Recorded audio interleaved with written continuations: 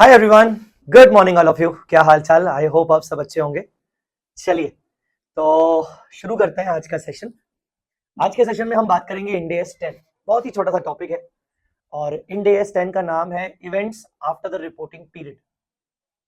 छोटा सा टॉपिक है, बहुत छोटा मतलब बहुत छोटा। देख रहे हो आप, 3 पेज का टॉपिक है। हाँ, बट ऑफ कोर्स इसके क्वेश्चंस भी करने हैं। तो इसके कुल मिला के 28 क्वेश्चंस हैं। 28 में से I will try my best कि अब आपको ज्यादातर क्वेश्चन अच्छे अच्छे वाले करवा लूं। चलिए तो छोटू टॉपिक हो सकता है, उप्स क्या हो गया, हो सकता है आपको ये टॉपिक सीए इंटर के AS4 की याद दिला दे। अगर आपने AS4 पढ़ा होगा उस टाइम पे, adjusting event, non adjusting event, तो मैं आपको बताऊं कुछ भी चेंज नहीं है, कुछ भी चेंज नहीं है। मतलब देखा जाए तो कोई भी बड़ा चेंज नहीं है इस टॉपिक में। मतलब बिल्कुल आप कह सकते हो कि AS4 का कॉपी पेस्टेड है, या AS4 इस स्टैंडर्ड का कॉपी पेस्टेड है, पूरी तरीके से सेम है। चलो अब सेम हो या कैसा भी हो, हम तो इसको पहली बार पढ़ रहे हैं ऐसा हम सोच के चलेंगे और हम जल्दी जल्दी इसको निपटाएंगे। तो सर सबसे पहले तो ये टॉपिक हमारा एक्सपेक्टेड क्या है, मतलब बेसिकली हम इस टॉपिक से क्या एक्सपेक्टेशन रख सकते हैं। तो हम इस टॉपिक से एमसीक्यू की एक्सपेक्टेशन ज्यादा रख सकते हैं बेटा। हम इस टॉपिक से डिस्क्रिप्टिव में एक्सपेक्टेशन नहीं रख सकते। मेरी आवाज क्लियर है आप सबको? मेरी आवाज क्लियर आ रही है सबको? तो इस टॉपिक में हम एमसीक्यू पे पॉइंट ऑफ व्यू पे चीजें रहेंगी। तो इसीलिए हम क्या करेंगे, हम इस टॉपिक के अंदर समरी बनाते जाएंगे ताकि हमें याद रहे कि कौन से केसेस में क्या होता है। ठीक है, चलिए सबसे पहले तो टॉपिक का नाम है event occurring after the reporting period या events after the reporting period. तो सबसे पहले तो मैं आपको बता दूं रिपोर्टिंग पीरियड मतलब क्या। गाइस देखिए, रिपोर्टिंग पीरियड एक एनुअल पीरियड भी हो सकता है, जैसे 1 अप्रैल से लेकर 31 मार्च। तो 31 मार्च, 1 अप्रैल से लेकर 31 मार्च ये रिपोर्टिंग पीरियड एंड हुआ। उसके बाद कोई इवेंट अकर हुआ, 31 मार्च के बाद कोई इवेंट अकर हुआ, रिपोर्टिंग पीरियड के एंड होने के बाद, मतलब अगले नेक्स्ट रिपोर्टिंग पीरियड में इवेंट अकर हुआ। और रिपोर्टिंग पीरियड बेटा एक इंटरिम पीरियड भी हो सकता है। इंटरिम पीरियड, इंटरिम पीरियड मतलब 1 अप्रैल से लेकर 30 जून। तो क्वार्टरली पीरियड को भी रिपोर्टिंग पीरियड बोल सकते हैं। तो 30 जून के बाद अगर कोई इवेंट अकर हुआ तो भी वो यहां पर आएगा। तो आप ये वाली पोर्शन भी लिख लीजिए, कोशिश करके अपने नोट्स में सारी चीजें नोट्स के अंदर ही लिखिएगा, ठीक है, ताकि आपको नोट्स के अलावा कुछ और रेफर ना करने पड़े। तो रिपोर्टिंग पीरियड, अच्छा जो बच्चे ये वीडियो यूट्यूब पर देख रहे हैं तो वो ये जो लेक्चर है, लेक्चर के जो नोट्स है वो आपको डिस्क्रिप्शन में मिल जाएंगे। चलिए तो एनुअल पीरियड या इंटरिम पीरियड, रिपोर्टिंग पीरियड कुछ भी हो सकता है। 31 मार्च के बाद कोई इवेंट हुआ या 30 जून के बाद कोई इवेंट हुआ, हम उस इवेंट की बात करेंगे यहां पर। अब सबसे पहले ये इवेंट होते क्या है, तो मैं बता दूं आपको कि इवेंट मतलब ऐसे कोई भी फेवरेबल, फेवरेबल मतलब मान लीजिए कोर्ट केस चल रहा था और कोर्ट का जजमेंट आया मेरे फेवर में, कोर्ट का जजमेंट मेरे फेवर में आया, अब मुझे कॉम्पेंसेशन मिलेगा। या कोई भी अनफेवरेबल, कोई भी फेवरेबल या कोई भी अनफेवरेबल, अनफेवरेबल मतलब कोर्ट का जजमेंट मेरे अगेंस्ट आया, मुझे पेनल्टी पे करना पड़ेगा, मुझे कॉम्पेंसेशन देना पड़ेगा। तो कोई भी इवेंट जो रिपोर्टिंग पीरियड के बाद अकर हो, मतलब 31 मार्च के बाद या 30 जून के बाद अकर हो, ठीक है ना, but that before the date when the financial statements are approved, किस डेट्स के अंदर अंदर अकर हो, जिस डेट पे फाइनेंशियल स्टेटमेंट्स अप्रूव किए गए हैं, जिस डेट पे फाइनेंशियल स्टेटमेंट्स को अप्रूव किया गया है उस डेट के अंदर अंदर अगर अकर होगा तो उस इवेंट को हम यहां पर कवर करेंगे event after the reporting period में। अब सबसे पहले मन में ये सवाल आता है कि सर जब ये इवेंट 31 मार्च के बाद अकर हुआ या 30 जून के बाद अकर हुआ तो सर ये इवेंट तो फिर नेक्स्ट पीरियड में चला गया ना, तो फिर हम क्यों पढ़ रहे हैं? नहीं बेटा, यही तो इंपॉर्टेंट है। अगर नेक्स्ट पीरियड में चला गया तो इस इंडेस का नाम ये हो सकता था कि event occurred after the event occurred in the next period, ऐसा भी तो नाम हो सकता था। इस इंडेस का इंटेंशन ये है कि कुछ ऐसे इवेंट हैं जो अकर करंट ईयर में तो नहीं हुए, करंट ईयर के बाद हुए, पर जिनके बारे में डिस्क्लोजर देना या जिनके बारे में कुछ एडजस्टमेंट्स करना इन्हीं पीरियड में जरूरी है। इन्हीं पीरियड में इनका डिस्क्लोजर देना, यूजर्स को बताना बहुत जरूरी है। वो इवेंट इस पीरियड में अकर नहीं हुए, इस पीरियड के बाद अकर हुए, पर इस पीरियड के फाइनेंशियल स्टेटमेंट्स में उनका डिस्क्लोजर देना बहुत जरूरी है टू मेक श्योर कि हम सारे डिटेल्स डिस्क्लोज कर रहे हैं अपने यूजर्स को, ठीक है। सो पर ये इवेंट कब तक अकर हो सकते हैं, मतलब 31 मार्च के बाद कब तक, क्या साल भर तक अगर होते रहेंगे तो हम डिस्क्लोज करते रहेंगे? नहीं नहीं नहीं, जब तक ये पीरियड के financial statements board of directors के द्वारा अप्रूव न कर दिए जाए। I said board of directors के द्वारा, शेयर होल्डर्स के द्वारा नहीं, ठीक है ना, किसी दूसरी कमिटी के द्वारा नहीं। कई बार ऐसा होता है कि पहले financial statements board of directors के द्वारा अप्रूव होते हैं, फिर वो एक दूसरी कमिटी के पास जाते हैं, फिर कमिटी उनको रिव्यू करती है, वो उनको अप्रूव करती है, फिर वो एजीएम में जाते हैं और शेयर होल्डर्स उनको देखते हैं। तो आपको देखना है कि बोर्ड ऑफ डायरेक्टर्स ने उनको अप्रूव कर दिया है। तो फाइनेंशियल स्टेटमेंट्स जब बोर्ड ऑफ डायरेक्टर्स के द्वारा अप्रूव हुए उस डेट के अंदर अंदर तक के जो भी इवेंट्स होंगे वो इंड AS 10 के अंदर कवर होंगे। तो यहां पर इंपॉर्टेंट क्या है, the that financial statements are approved, approved by whom, approved by board of directors, approved by board of directors. तो इसका मतलब अगर इस क्वेश्चन के एग्जांपल को देखिए यहां पर, तो देखिए 18 मई को the management of the entity approves the financial statement for issue to its supervisory board. अब ये सुपरवाइजरी बोर्ड कौन है भाई? सुपरवाइजरी बोर्ड कोई दूसरी कमिटी है, यहां पर बोर्ड लिख दिया या फिर यहां पर लिख दिया मैनेजमेंट, एक ही बात है, बोर्ड लिख दिया, बोर्ड ऑफ डायरेक्टर्स या मैनेजमेंट, सुपरवाइजरी बोर्ड को कंसीडर नहीं करेंगे। तो सुपरवाइजरी बोर्ड कौन है? It is made up solely of non executive and may include representative of employees and other outside interest. अरे भाई एक ऐसा बोर्ड बनाया है जिसमें बाहर के लोग ज्यादातर है, जिसमें इंप्लॉइज के कुछ रिप्रेजेंटेटिव है, नॉन एग्जीक्यूटिव डायरेक्टर्स है, वो लोग हैं। सुपरवाइजरी बोर्ड ने अपने फाइनेंशियल स्टेटमेंट्स को 26 तारीख को अप्रूव किया, उनके अप्रूवल से कोई मतलब नहीं है हमें। फिर फाइनेंशियल स्टेटमेंट शेयर होल्डर्स को दिए गए 1 जून को और शेयर होल्डर ने उनको अप्रूव किया 15 जून को। फिर फाइनेंशियल स्टेटमेंट्स को रेगुलेटरी बॉडी मतलब आरओसी में सबमिट किया गया या व्हाटएवर जो भी होगा, 17 जुलाई को सबमिट किया गया, ठीक है ना। तो यहां पर डेट ऑफ अप्रूवल क्या होगी बेटा? ना रेगुलेटरी बॉडी होगी, ना शेयर होल्डर होंगे, ना सुपरवाइजरी बोर्ड होगा, यहां पर मैनेजमेंट ही होगा। तो हमें कौन देखना है? हमें किसको देखना है? Approval by board oblique management को देखना है। अप्रूवल बाय सुपरवाइजरी बोर्ड जो कि अदर आउटसाइडर्स नहीं, इसको नहीं देखना है। अप्रूवल बाय शेयर होल्डर्स, इसको नहीं देखना है, ठीक है ना। उसके बाद date of filing financial statements to regulatory body, इसको भी नहीं देखना है। तो हमें ये वाली डेट पर ध्यान देना है, पहली वाली डेट पर approval by board of directors और मैनेजमेंट ने जिस दिन अप्रूव किया वहां तक के जो इवेंट्स अकर होंगे उनको कंसिडर किया जाएगा। तो लेटर से एक एनुअल फाइनेंशियल स्टेटमेंट है 1 अप्रैल 2025 का, जो कि जिसका एंड हो रहा है 31 मार्च 26। अब इसके बाद मान लीजिए यहां पर 15 जून को अप्रूव किए गए बाय बोर्ड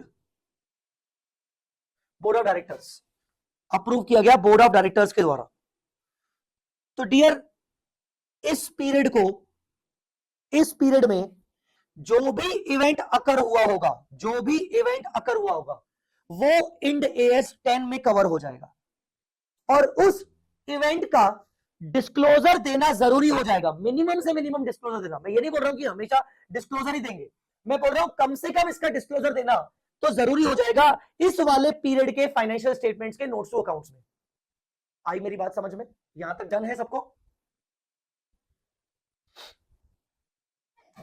ठीक है, आई होप आप मेरे साथ साथ अगर ये बनाते जाओगे, एटलीस्ट जो मेरे रेगुलर क्लास जो रजिस्टर्ड स्टूडेंट्स है जो प्रॉपरली क्लास फॉर्म में देख रहे हैं, यूट्यूब वाले स्टूडेंट्स तो इसको हो सकता है थोड़ा जल्दी जल्दी पढ़ते जाएं, समझते जाएं, पर आप इसको साथ साथ करते जाएंगे तो बेटर रहेगा। चलिए, अब ये हमने समझ लिया कि भाई इवेंट्स कौन से होते हैं। अब आते हैं types of events and their treatment. Events कितने टाइप के होते हैं? तो कुल मिला के इवेंट्स 2 टाइप के होते हैं, एक होते हैं एडजस्टिंग इवेंट्स और एक होते हैं नॉन एडजस्टिंग इवेंट्स। जैसा मैंने आपको यहां बताया कि ये पीरियड में अगर कोई इवेंट अकर होता है तो सर सबसे पहले तो बताओ इवेंट क्या हो सकता है। तो मैंने आपको बताया इवेंट फेवरेबल भी हो सकता है एंटिटी के लिए और अनफेवरेबल भी हो सकता है। तो सर आप बता दो पहले क्या होते हैं इवेंट। तो पहले तो आप देख लो कि इवेंट क्या क्या होते हैं। आपका डेटर जो हो गया वो इंसॉल्वेंट हो गया, इस पीरियड में आपको पता चला कि आपका डेटर जो है वो इंसॉल्वेंट हो गया। इस पीरियड में मार्केट क्रैश कर गया और आपके इन्वेस्टमेंट की वैल्यू डाउन हो गई, ठीक है ना। इस पीरियड में मान लीजिए कोई अर्थक्वेक आ गया जिससे आपको हैवी नुकसान हुआ, ठीक है ना। इस पीरियड में कोई कोर्ट का जजमेंट आ गया, जो कोर्ट का जजमेंट पहले से ही पेंडिंग चल रहा था पिछले साल से, पर इस पीरियड में वो जजमेंट आया और आपको पता चला कि आपको कॉम्पनसेशन देना पड़ेगा या फिर लेना पड़ेगा। So these are the events जिनका इफेक्ट इस वाले पीरियड के फाइनेंशियल स्टेटमेंट्स में देना बहुत जरूरी है। अब वो किस तरीके से उसका इफेक्ट देना जरूरी है, या तो उस इवेंट को एडजस्ट करके, एडजस्टिंग इवेंट मतलब जो भी 31 मार्च की बैलेंस शीट बन रही है उसमें जो असेट लायबिलिटी है, आपको देखना है कि क्या इस इवेंट के घटित होने के कारण क्या एग्जिस्टिंग असेट लायबिलिटी पर कोई असर पड़ रहा है। हाँ, तो आप उस असेट लायबिलिटी की वैल्यू में चेंजेस करोगे। असेट की वैल्यू बढ़ सकती है, असेट की वैल्यू घट सकती है, या यहां बैलेंस शीट डेट पर कोई एडिशनल असेट रिकॉर्ड की जा सकती है। तो इस इवेंट के घटित होने से क्या बैलेंस शीट डेट पर कोई असर पड़ रहा है, बैलेंस शीट डेट पर किसी असेट लायबिलिटी पर असर पड़ रहा है, अगर हाँ तो उसको बोलेंगे एडजस्टिंग इवेंट। तो आप उसकी प्रॉपर एडजस्टमेंट एंट्री पास करोगे 31 मार्च को। बट अगर इस इवेंट के घटित होने से, जो कि हुआ तो 31 मार्च के बाद है, बैलेंस शीट डेट की असेट लायबिलिटी पर कोई इंपैक्ट नहीं पड़ रहा है, पर फिर भी यूजर्स को उस इवेंट के बारे में बताना बहुत जरूरी है, तो आप बैलेंस शीट डेट पर इस इवेंट का प्रॉपर डिस्क्लोजर करते हो। ऐसे इवेंट्स को कहते हैं नॉन एडजस्टिंग इवेंट्स। तो एडजस्टिंग इवेंट में क्या होता है, जहां आप असेट लायबिलिटी को एडजस्ट करते हो, एंट्री पास करते हो, या तो असेट की वैल्यू बढ़ाओगे गिराओगे, या तो न्यू असेट रिकॉर्ड करोगे। लायबिलिटी बढ़ाओगे गिराओगे या तो न्यू लायबिलिटी रिकॉर्ड करोगे। पर नॉन एडजस्टिंग इवेंट मतलब जिसका सिर्फ डिस्क्लोजर भर दे दोगे यहां वाले फाइनेंशियल स्टेटमेंट्स में। अरे अगले फाइनेंशियल स्टेटमेंट में तो एंट्री होगी होगी, हम बात अगले फाइनेंशियल स्टेटमेंट्स की नहीं कर रहे, उसमें तो चाहे नॉन एडजस्टिंग हो चाहे एडजस्टिंग हो, उसको तो प्रॉपर तरीके से डील किया जाएगा। हम बात कर रहे हैं ये वाले फाइनेंशियल स्टेटमेंट्स जो आपके बन चुके हैं, अब अप्रूव हो रहे हैं उसकी।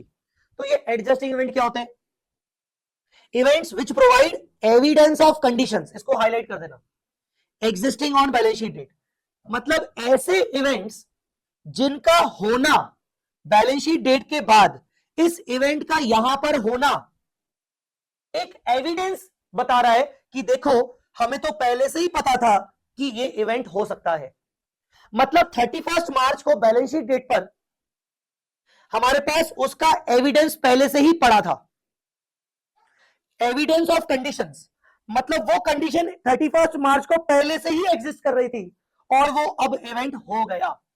तो इवेंट होना is just an evidence that see we were expecting on the balance sheet date that it may happen।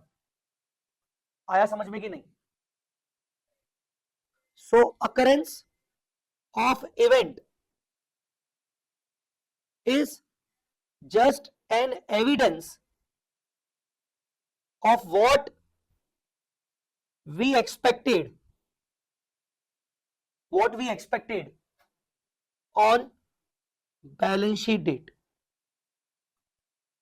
तो ऐसे इवेंट्स जिनकी कंडीशंस बैलेंस शीट डेट पर एग्जिस्ट कर रही थी, actual occurrence is just an evidence. Evidence हो गया कि देखो ये इवेंट आ गया, ठीक है। आई होप आपको समझ में आ गया। तो सर ऐसे कौन से इवेंट्स होते हैं, आइए कुछ एग्जांपल्स को समझते हैं। पहला, debtor declared insolvent after the long outstanding receivable. अब लॉन्ग आउटस्टैंडिंग रिसीवेबल किसको कहते हैं भाई, लॉन्ग आउटस्टैंडिंग रिसीवेबल मतलब बहुत टाइम से पैसा ड्यू था। मतलब ये तो समझ में आ गया था कि भाई पैसा डूब सकता है, मतलब कंडीशन बैलेंस शीट डेट पर एग्जिस्ट कर रही थी कि डेटर हो सकता है मुझे कुछ अमाउंट पे ना करे। तो लॉन्ग आउटस्टैंडिंग रिसीवेबल मतलब मेरे केस में लॉन्ग आउटस्टैंडिंग रिसीवेबल जरूरी नहीं कि 1 साल हो। अगर मान लीजिए मेरा नॉर्मली 3 महीने होता है डेटर से पैसा मिलना, तो 3 महीने से ऊपर तो मैं लॉन्ग आउटस्टैंडिंग रिसीवेबल बोल सकता हूँ। 6 महीने का ऊपर, 8 महीने के ऊपर, साल भर के ऊपर वगैरह, डिपेंड करता है जजमेंट, हमारी एंटिटी के जजमेंट के ऊपर। सो बहुत टाइम से पैसा ड्यू था, अब 31 मार्च पे के बाद उसका इंसॉल्वेंसी डिक्लेरेशन हो गया। तो ये इवेंट हमारे लिए कौन सा हुआ, अनफेवरेबल, बिकॉज उसका इंसॉल्वेंसी होना हमारे लिए हमारा पैसा डूबना बराबर हुआ। तो बेसिकली क्या कंडीशन एग्जिस्ट कर रही थी बैलेंस शीट डेट पर, द आंसर इज यस, क्योंकि उसने हमें अपना पहले से ही बहुत टाइम से वो झिला के रख रहा था कि वो पैसे शायद ना दे। Settlement of litigation after balance sheet date, litigation started before balance sheet date. तो लिटिगेशन मतलब कोर्ट केस, तो बैलेंस शीट डेट से पहले स्टार्ट हो गया था, पर उसका सेटलमेंट, उसका जजमेंट बैलेंस शीट डेट के बाद आया। तो भाई सीधी बात है, बैलेंस शीट डेट पर कंडीशन एग्जिस्ट कर रही थी क्या? हाँ, बैलेंस शीट डेट पर तो कंडीशन एग्जिस्ट कर रही थी ना कि कोर्ट केस चल रहा है, इसीलिए। डिटेक्शन ऑफ फ्रॉड और error after balance sheet date. Actually में यहां पर कहीं मान लो फ्रॉड हुआ है, यहां पर फ्रॉड हुआ है, कैश चोरी, कैश का थेफ्ट हुआ है, आपके अकाउंटेंट ने कैश चोरी कर दिया, फ्रॉड यहां हुआ है, पर आप फ्रॉड को डिटेक्ट कब कर पाए? फ्रॉड को डिटेक्ट कब कर पाए? यहां पर। तो क्या बैलेंस शीट डेट पर फ्रॉड हो चुका था? हाँ, कंडीशन एग्जिस्ट कर रही थी। वो तो हमारी बेवकूफी थी कि बैलेंस शीट डेट पर हमें पता नहीं चला, पर क्या कंडीशन एग्जिस्ट कर रही थी? यस। तो बैलेंस शीट डेट पर कंडीशन एग्जिस्ट कर रही थी। आई बात समझ में? Asset sold before balance sheet date, consideration received after balance sheet date. आपने किसी को असेट बेच दिया, ठीक है ना, आपने किसी को असेट बेच दिया, मान लीजिए मैंने यहां पर 1 मार्च को असेट सेल कर दिया, ठीक है ना, और मैंने 10 लाख रुपए का एडवांस ले लिया, ठीक है। अब मैं रजिस्ट्री करवा रहा हूं, यहां पर मैं सामने वाले को ट्रांसफर कर रहा हूं, यहां पर ट्रांसफर, क्योंकि वो मुझे पेमेंट बाद में करेगा ना एक्चुअली, पर यहां पर डीलिंग हो चुकी है, कॉन्ट्रैक्ट हो चुका है कि मैं आपको असेट बेच रहा हूं, आप मुझे 10 लाख रुपए दे रहे हो ना, मुझे पता है कि ये असेट तो बिक गई है, बस फॉर्मेलिटी बची है, रजिस्ट्री उसके नाम पर होगी बैलेंस शीट डेट के बाद, क्योंकि वो मुझे पेमेंट बैलेंस शीट डेट के बाद करेगा, टाइम लगता है, प्रॉपर्टी वाली चीज है। तो ऐसे केस में मैं बोल सकता हूं कि ये event occurring after the balance sheet date तो है, पर ये एक एडजस्टिंग इवेंट है, बैलेंस शीट डेट पर मुझे असेट को सेल करके दिखा देना चाहिए। मैं मार्च में डील कर चुका हूं, बैलेंस शीट डेट पर मुझे सेल की एंट्री पास करनी चाहिए, क्या? Customer account debit, bank account debit to asset और टू गेन, तो मुझे ये एंट्री पास कर देनी चाहिए बैलेंस शीट डेट पर, इवन दो अभी मैंने पोजीशन ट्रांसफर नहीं किया, या मे भी पोजीशन दे भी दिया हो, इवन दो मुझे पूरा पैसा अभी तक नहीं मिला तो भी। आया समझ में? तो these all are adjusting events. Adjusting event में क्या होता है, आपको असेट लायबिलिटीज को एडजस्ट करना पड़ता है, जो फाइनेंशियल स्टेटमेंट्स में असेट लायबिलिटी दिख रही है उनके अंदर कोई अकाउंटिंग एंट्री पास करके उनकी वैल्यू में चेंज होता है। आई होप आपको समझ में आ गया होगा एडजस्टिंग इवेंट। बोलिए जी।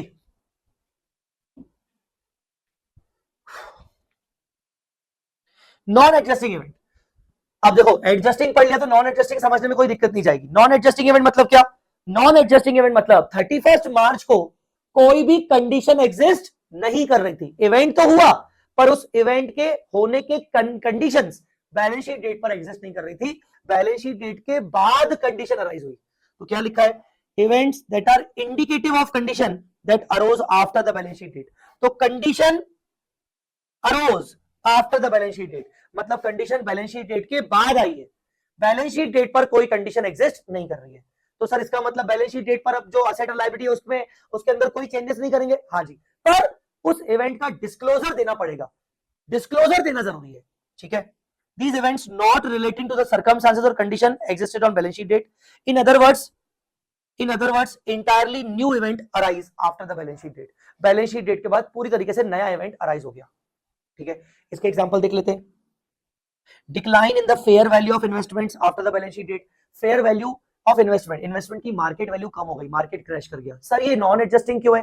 बेटा अगर 31 मार्च पे कंडीशन एग्जिस्ट कर रही होती तो हम शायद कुछ ना कुछ प्रिकॉशंस ले चुके होते, शायद हम बेच चुके होते अपने इन्वेस्टमेंट्स को, कोई ना कोई प्रोविजन क्रिएट कर चुके होते। डेफिनेटली यहां पर बैलेंस शीट डेट पर हमें कोई पता नहीं था इसका, तो हमने कोई प्रोविजन भी क्रिएट नहीं किया, चलो हमने नहीं बेचा, पर कम से कम बैलेंस शीट डेट पर पता हो रहा है कि हाँ यार मार्केट तो क्रैश कर रहा है, तो हम प्रोविजन बना लेते, हम उसकी फेयर वैल्यू कम कर देते।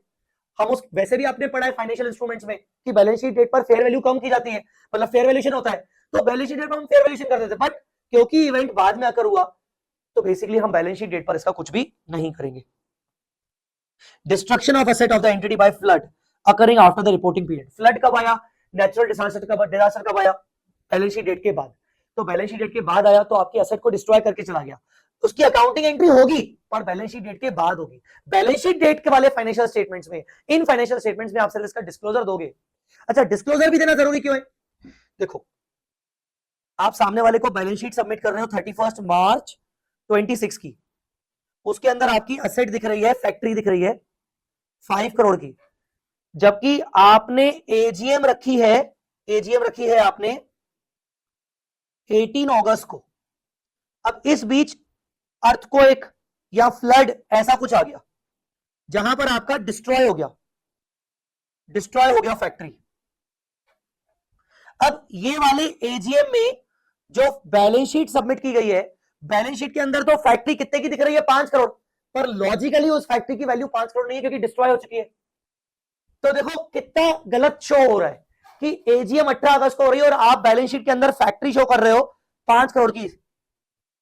पर पॉइंट ये है कि आप फैक्ट्री के अंदर चेंज नहीं कर सकते हो बैलेंस शीट डेट पर, बैलेंस शीट डेट के बाद आप चेंज करोगे, पर आप एटलीस्ट इसके अगेंस्ट एक नोट डाल के डिस्क्लोज तो कर सकते हो कि भाई फैक्ट्री 5 करोड़ की दिख रही है बिकॉज बैलेंस शीट डेट पर वो 5 करोड़ थी, बट 5 करोड़ होने के बाद, बैलेंस शीट डेट होने के बाद फ्लड आया, फ्लड में फैक्ट्री डिस्ट्रॉय हो गई, उसकी वैल्यू अब 1 करोड़ के बराबर बची है, तो आप ये डिस्क्लोजर करोगे। तो सर ये डिस्क्लोजर हमेशा रहेगा? नहीं नहीं नहीं, सिर्फ इस साल में, नेक्स्ट ईयर में तो डेफिनेटली आप फैक्ट्री की वैल्यू को इंपेयर कर दोगे, इंपेयरमेंट आ जाएगा। ठीक है।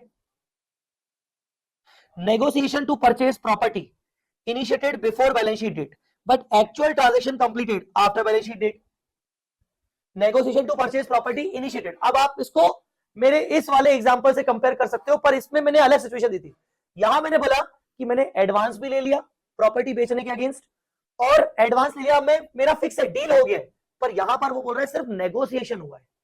Negotiation to purchase the property, या आप कोई बिजनेस परचेज कर रहे हो, कोई अमेलगमेशन कर रहे हो, कोई बिजनेस टेक ओवर कर रहे हो, पर उसके नेगोशिएशन हुए हैं, अभी फाइनलाइज नहीं हुआ है, डील फाइनलाइज नहीं हुआ है, तो आप उसको event occurring after the reporting period बोलोगे और नॉन एडजस्टिंग पीरियड बोलोगे। ठीक है। इसमें क्या करते हैं? No need to adjust the asset liabilities of financial statements, आपको फाइनेंशियल स्टेटमेंट्स की असेट लायबिलिटीज एडजस्ट करने की जरूरत नहीं है। Only disclosure is required in case of material event, आपको सिर्फ डिस्क्लोजर करना है। बोलो बेटा, आया समझ में? बोलो बेटा, क्लियर हुआ कि नहीं? अब मैं आपको एक एग्जांपल बढ़वा रहा हूं इन्वेंट्री का, इसमें लिख दो adjusting event. Adjusting event, entity A values it's inventories at cost और एनआरवी, बात सही है, इंड AS 2 के हिसाब से सही है वो, whichever is lower. Entity A has 10 piece of items A in its stock at the year end, उसके पास 10 पीसेस रखे, कॉस्ट कितनी है पीसेस की? 500, तो 500 इंटू 10 5000 हो गया। All these items are sold subsequently but before the date of approval of financial statements, मतलब इनको बेचा कब गया? बैलेंस शीट डेट के बाद बेचा गया, but before the approval of financial statements for the reporting period at 450 rupees. अच्छा, इनको बेचा कितने में गया? 450 में। तो मैं आगे बढ़ने से पहले आपको एक पॉइंट दिखाना चाहता हूं। मैंने जब आपको इंड AS 2 पढ़ाया था, तो मैंने आपको बताया था कि एनआरवी निकालने का सबसे बेस्ट तरीका पता है क्या है?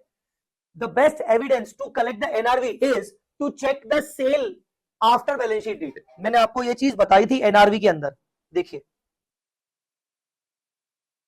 एक सेकेंड,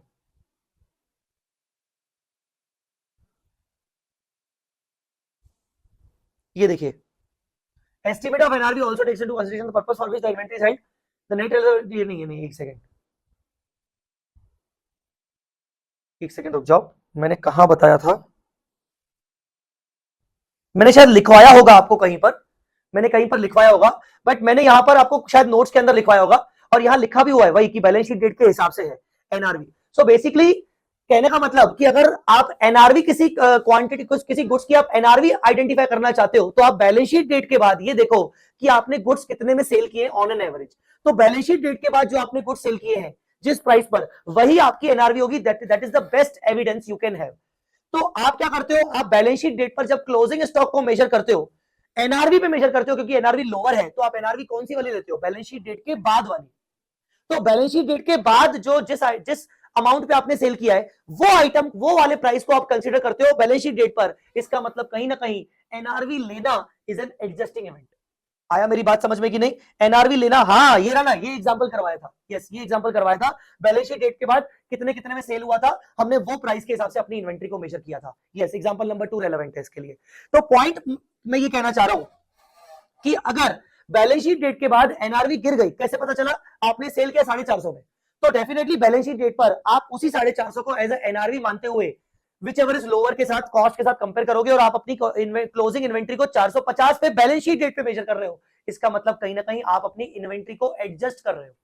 आपका स्टॉक जो 500 रुपए के हिसाब से पड़ा हुआ है, अब आप उसको 450 रुपए के हिसाब से दिखा रहे हो, मतलब आप अपनी इन्वेंट्री को एडजस्ट कर रहे हो। मतलब एनआरवी लेना, इन्वेंट्री के केस में एनआरवी लेना बैलेंस शीट डेट के बाद की सेल प्राइस के बेसिस पर is an adjusting event. The sale of the inventory after reporting period normally provides evidence about their realization net realization value at the end of the reporting period. So हमेशा याद रखना, NRV लेना after balance sheet date वाली sale price के basis पर is an adjusting event. ठीक है, तो एडजस्टिंग इवेंट का एक और एग्जांपल आपको मिल गया, 5वां number example, NRV based on sale price after balance sheet date.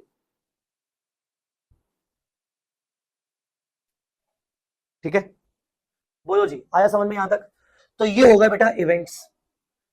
तो इवेंट क्या होते हैं, event occurring after the reporting period क्या होते हैं, और टाइप्स ऑफ इवेंट्स और उनका ट्रीटमेंट क्या होता है। अब आते हैं कुछ स्पेशल आइटम्स पर, कुछ स्पेशल आइटम्स पर आते हैं, आ जाओ। 4 स्पेशल आइटम्स हैं। पहला, इक्विटी डिविडेंड डिक्लेयर। बेटा इक्विटी डिविडेंड जनरली एजीएम में डिक्लेयर होता है। कब डिक्लेयर होता है? एजीएम में। एजीएम कब होती है? बैलेंस शीट डेट के बाद। बैलेंस शीट डेट के बाद, इसका मतलब बैलेंस शीट डेट पर कोई कंडीशन एग्जिस्ट नहीं कर रही है, बिकॉज डिविडेंड डिक्लेयर करना इज नॉट मैंडेटरी। हाँ, प्रेफरेंस डिविडेंड की बात अलग है, मैंने यहां पर इक्विटी बोला है। तो इक्विटी के केस में हमने तो ये कंसोलिडेशन में पढ़ा हुआ है, बड़े बड़े क्वेश्चंस में हम हमेशा मान के चलते हैं कि भाई जो इक्विटी डिविडेंड होता है वो बैलेंस शीट डेट के बाद डिक्लेयर हुआ होगा। तो क्योंकि equity dividend balance sheet date के बाद डिक्लेयर हुआ है, एजीएम में डिक्लेयर हुआ है, बैलेंस शीट डेट पर इसको डिक्लेयर करने का कोई मैंडेटरी प्रोविजन नहीं होता, इसीलिए आप इक्विटी डिविडेंड को हमेशा नॉन एडजस्टिंग इवेंट मानोगे। तो अगर आपका फाइनेंशियल ईयर 25-26 है एंड डिविडेंड डिक्लेयर्ड हुआ है जून 26 में एजीएम में, तो बेसिकली इस फाइनेंशियल स्टेटमेंट्स में, नोट्स में आपको सिर्फ कॉन्टिंजेंट लायबिलिटी करके शो करना पड़ेगा। कॉन्टिंजेंट लायबिलिटी डिविडेंड, आपको कॉन्टिंजेंट लायबिलिटी मतलब डिस्क्लोजर देना पड़ेगा, आप इसको नॉन एडजस्टिंग मानोगे। नॉन एडजस्टिंग तो है, बिकॉज नॉन एडजस्टिंग के केस में डिस्क्लोजर देना पड़ता है, प्रॉपर डिस्क्लोजर, तो आप इसको प्रॉपर डिस्क्लोजर दोगे। रियल एंट्री कब पास करोगे? रियल एंट्री इन जून 26 ऐसा। तो equity dividend declared after balance sheet date always a non adjusting event. ठीक है, ये स्पेशल क्यों? क्योंकि इसके बारे में आपको कुछ और सोचने की जरूरत नहीं है। अब आते हैं going concern. Going concern, if after the balance sheet date entity's going concern assumption is no longer appropriate due to the happening of an event, then it should adjust the asset liabilities of financial statements. It is treated as adjusting event. मतलब balance sheet date के बाद कोई ऐसा event हुआ जिसके कारण entity का going concern assumption हिल गया। अब एंटिटी के लिए गोइंग कंसर्न अजम्पशन लेना अप्रोप्रिएट नहीं है। अगर एंटिटी अभी भी अब गोइंग कंसर्न मान के चल रही है तो शायद गलत है। अब एंटिटी को गोइंग कंसर्न के हिसाब से फाइनेंशियल स्टेटमेंट्स नहीं बनाने चाहिए, क्योंकि वो इवेंट ऐसा हुआ है जिससे कहीं ना कहीं एंटिटी के बिजनेस पर सीवियर इंपैक्ट, नेगेटिव इंपैक्ट आया है। अब एंटिटी का business for going concern basis चल पाना बड़ा मुश्किल है, तो उनका going concern assumption is no longer appropriate. तो ऐसे केस में बोला गया है कि वो इवेंट कोई भी हो, चाहे एडजस्टिंग नेचर का हो चाहे नॉन एडजस्टिंग नेचर का हो, अगर उस इवेंट के कारण एंटिटी का going concern assumption is no longer appropriate, तो उस इवेंट को हमेशा एडजस्टिंग इवेंट माना जाएगा। और अगर एडजस्टिंग इवेंट माना जाएगा तो बैलेंस शीट डेट पर जो भी एसेट्स लायबिलिटीज है उनको रियलाइजेबल वैल्यू पर रिकॉर्ड किया जाएगा। अब इसमें भी मैं आपको एक पॉइंट दिखा देता हूं, यहां पर नहीं, यहां पर नहीं आएगा, वो बाद में आएगा, वो किसी दूसरे स्टैंडर्ड में जो मुझे आगे पढ़ाना है, यहां पर नहीं आएगा, सॉरी। ठीक है, एक सेकेंड, कहां चला गया।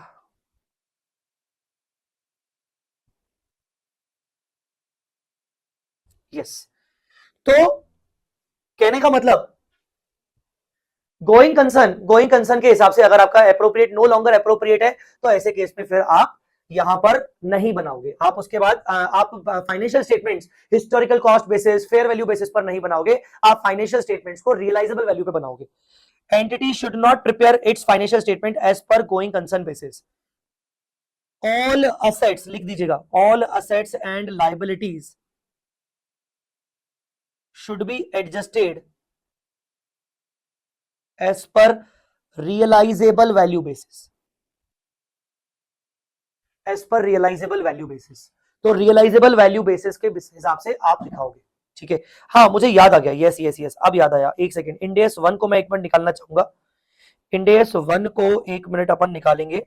इंडेस 1 के अंदर आई थिंक शायद वो क्वेश्चन मिल सकता है।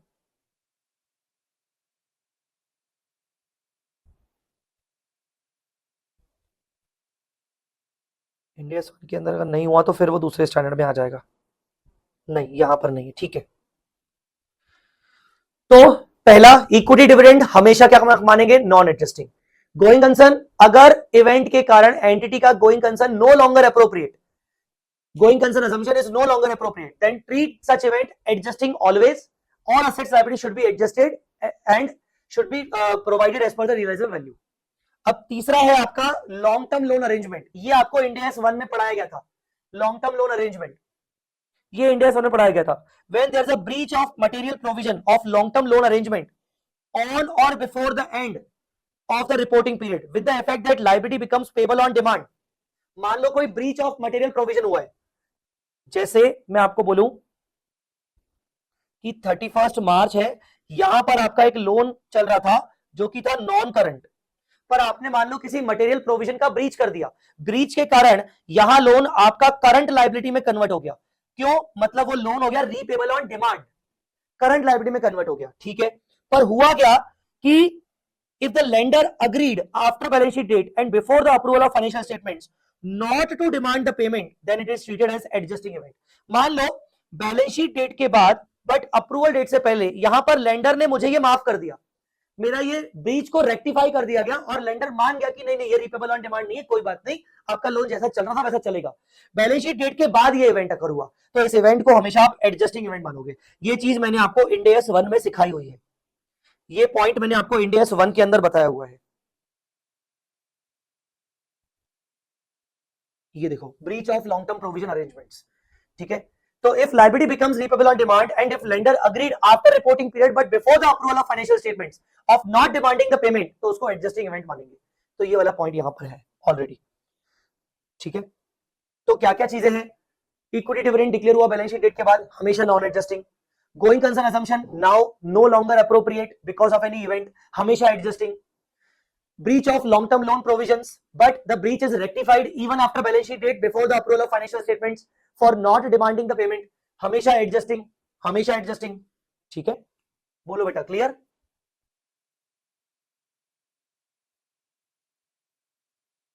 Last point, distribution of non cash assets to the owners.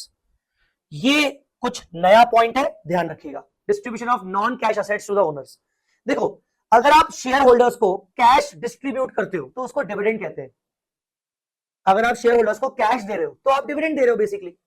अगर आप उनको नॉन कैश असेट दे रहे हो, मान लो आप उनको कोई शेयर्स दे रहे हो, अपनी कंपनी के शेयर नहीं, दूसरी कंपनी के शेयर दे रहे हो, आप उनको कोई असेट दे रहे हो, तो उसको भी आप डिविडेंड की तरह मानोगे। तो उसकी अकाउंटिंग कैसे होगी, sometimes entity distributes non cash assets in the form of dividend. आप नॉन कैश असेट को डिविडेंड के जैसे देते हो to the equity share holders acting in their capacity as owners. अब ऐसा हर टाइप के इक्विटी शेयर को नहीं दिया रहेगा, ऐसे जनरल पब्लिक अगर मान लो इक्विटी शेयर होल्डर है तो उसको नहीं, हम बात कर रहे हैं कि कंपनी अपने प्रमोटर्स को ऐसा दे रही है, बड़े बड़े शेयर होल्डर्स को नॉन कैश असेट्स दे रही है। इन दो सिचुएशन एंटिटी में also give equity share holders a choice of receiving either non cash asset और कैश अल्टरनेटिव। यहां पर चॉइस भी हो सकता है कि आप या तो कैश ले लीजिए या तो आप नॉन कैश हमसे कोई असेट ले लीजिए, ठीक है। पर हम किस फॉर्म में दे रहे हैं? डिविडेंड के फॉर्म में दे रहे हैं, ठीक है, डिविडेंड के फॉर्म में दे रहे हैं, तो इसको डिविडेंड की तरह ट्रीट कर रहे हैं। तो recognition of dividend payable, the liability to pay dividend shall be recognised when the dividend is appropriately authorised and is no longer at the description of entity. मतलब जब डिविडेंड डिक्लेयर हुआ तो आपको लायबिलिटी बुक करनी पड़ेगी। इसका मतलब dividend declare कब होगा? जिस दिन डिक्लेयर हुआ। अगर बैलेंस शीट डेट पर डिक्लेयर नहीं हुआ तो आपको नॉन एडजस्टिंग मानना है, तो आपको डिविडेंड पेबल की एंट्री करनी पड़ेगी when it is declared. Dividend payable when it is declared, ठीक है। Measurement of dividend payable, dividend अब अगर कैश में है तो कोई दिक्कत नहीं, पर अगर नॉन कैश असेट है तो नॉन कैश असेट को कैसे मेजर करोगे? नॉन कैश, अब देखो 115 के अंदर भी हमने पढ़ा था कि अगर आप सेल कर रहे हो और आपको नॉन कैश कंसिडरेशन मिल रहा है तो फेयर वैल्यू पे रिकॉर्ड करोगे। पढ़ा था कि नहीं पढ़ा था? Fair value of goods and services received, याद है कि नहीं? फिर उसके बाद आपने इंड AS 16 में पढ़ के रखा है कि अगर आप पीपी खरीद रहे हो तो उसके बदले जो कंसिडरेशन दे रहे हो वो नॉन कैश कंसिडरेशन है, तो आप जो भी कंसिडरेशन दे रहे हो उसकी फेयर वैल्यू, तो यहां पर भी वही है। Entity shall measure a liability to distribute a non-cash consideration as dividend to the owners at fair value of assets to be distributed। जो भी आप asset distribute कर रहे हो उनकी fair value पे, तो आप dividend को measure करोगे fair value of asset to be distributed पे, ठीक है, क्लियर हुआ? क्या एंट्री पास करोगे?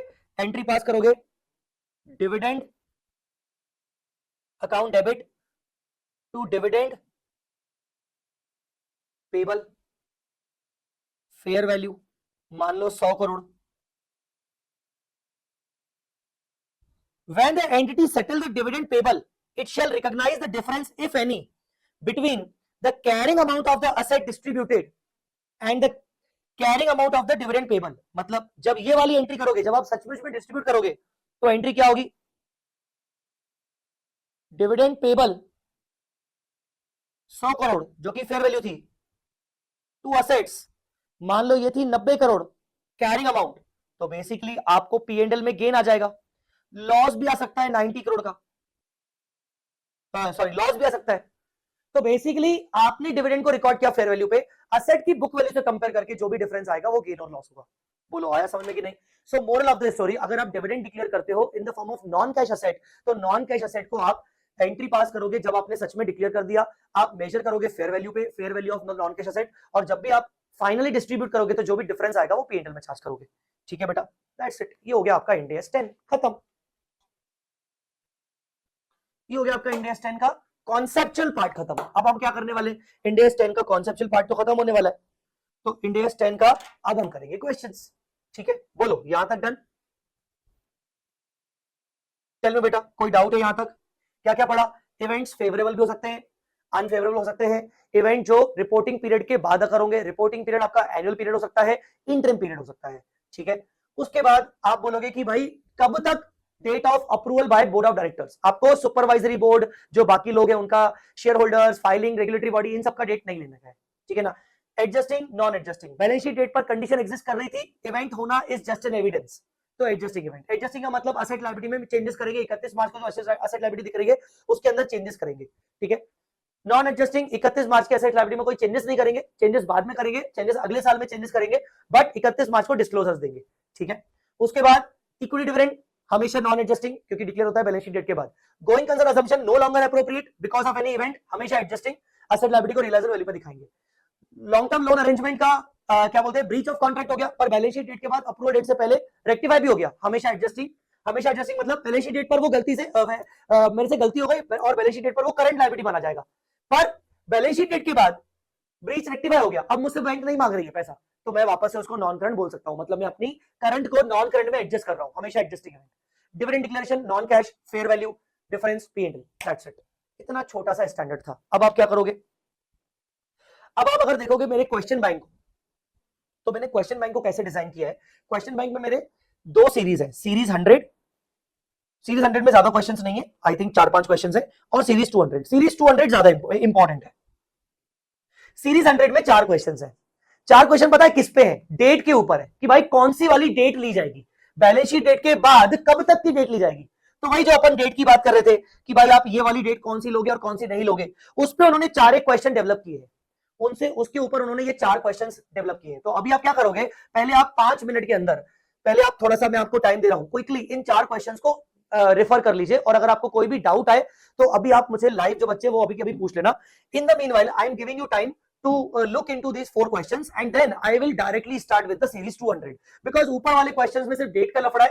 डेट एक बार देख लेना कि कौन कौन सी डेट इंपॉर्टेंट होती है, और अगर कुछ नया मिले तो वो यहीं पर नोट कर लेना, ताकि बाद में तुम्हें क्वेश्चंस को रिफर ना करना पड़े। याद रखना, ये वाले जो टॉपिक हम पढ़ रहे हैं ये ऐसे टॉपिक नहीं है जो एग्जाम में हम ज्यादातर देख के जाते हैं। एग्जाम में हम इनको इग्नोर ही करके जाते हैं, तो बेटर है कि 3 पेजेस के नोट्स में ही हम सब कुछ लिख दें। ठीक है, so I am giving you time to refer these things, एक बार आप देख लीजिए। ठीक है, 4 क्वेश्चंस को, उसके बाद अपन, अगर आपको कुछ डाउट पूछना होगा तो आप डाउट पूछ लेना, और अपनी नोटिंग जरूर करना 4 क्वेश्चंस के बेसिस पर। अगर आपको कुछ अच्छा लगा अपने नोट्स में नोटिंग करना, मैं यहां से आपके साथ डिस्कशन करना शुरू करूंगा कुछ अच्छे अच्छे क्वेश्चंस। ठीक है,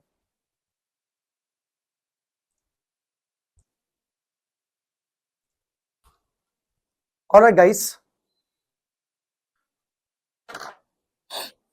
हो आप लोग अवेलेबल, आगे बढ़े।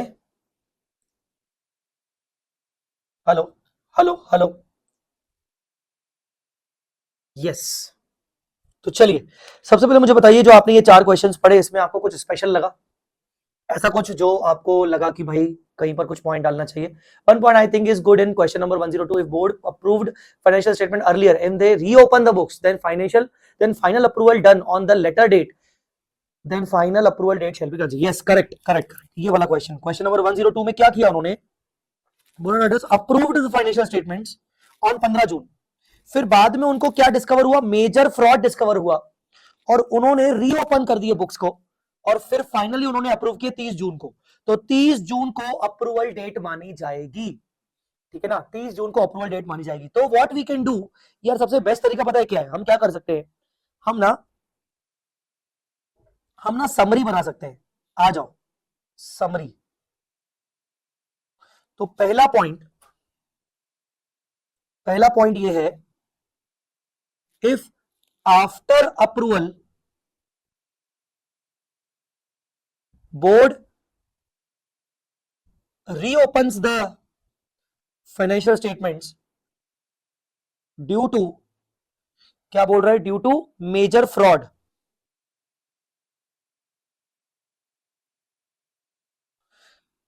ड्यू टू मेजर फ्रॉड, यही बोल रहे हैं ना, and subsequently financial statements are reapproved, then reapproved date shall be considered। ये है आपका क्वेश्चन नंबर 102। ठीक है, कह सकते हैं। अब आइए, तो ये अच्छा क्वेश्चन था। अच्छा, अब और कोई पॉइंट अपूर्व, ऐसी और कोई पॉइंट तो नहीं ना? यहां पर इंटरिम फाइनेंशियल रिपोर्ट है, तो इंटरिम फाइनेंशियल रिपोर्ट वाली भी अपन डेट अपन कंसीडर कर सकते हैं। ठीक है, वो तो मैंने पहले बता दिया था। तो अच्छा, ये ना एक रह गया, मतलब ये क्वेश्चन शायद रह गया, लॉजिकली ये 103 होना चाहिए था, ये 104 होना चाहिए था, ये 105 होना चाहिए था। ठीक है, चलो अब आते हैं सीरीज 200 पर। तो सीरीज 200 में मैं क्या करता हूं, सबसे पहले जो नॉन क्यूआर बेस्ड क्वेश्चन है, मैं पहले उनको आपको फाइंड आउट करवाऊंगा, उनके बेसिस पर अपन समरी लिखेंगे। जैसे क्वेश्चन नंबर 202 पे आओ, एनआरवी ऑफ क्लोजिंग स्टॉक, अभी अभी हम पढ़ के आए, company has inventory of 100 finished cars 31 मार्च को, कॉस्ट है 4 लाख, 30 अप्रैल को as per the new government rule higher road tax and penalty are to be paid by the buyer for such car which were already expected to come, hence the selling price of the car has come down and the demand for such car has dropped drastically, selling price कितनी हो गई, 3 लाख रुपए, because of the government regulations, financial statement of the company are not yet approved, should the company value its stock at 4 lakh और should it value at 3 lakh? बेटा 3 लाख ये adjusting event होता है, taking NRV based on the selling price after balance sheet date is an adjusting event. ठीक है, तो हम चलो आ जाओ एक और समरी लिख लेते हैं, taking selling price of stock after balance sheet date as NRV on balance sheet date is an adjusting event. Hence, if cost is 4 lakh and selling price after balance sheet date is 3 lakh, then NRV of 3 lakh being lower shall be considered to measure the closing stock.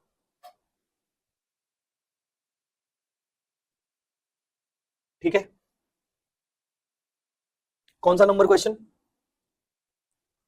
Question number 202 आया समझ में?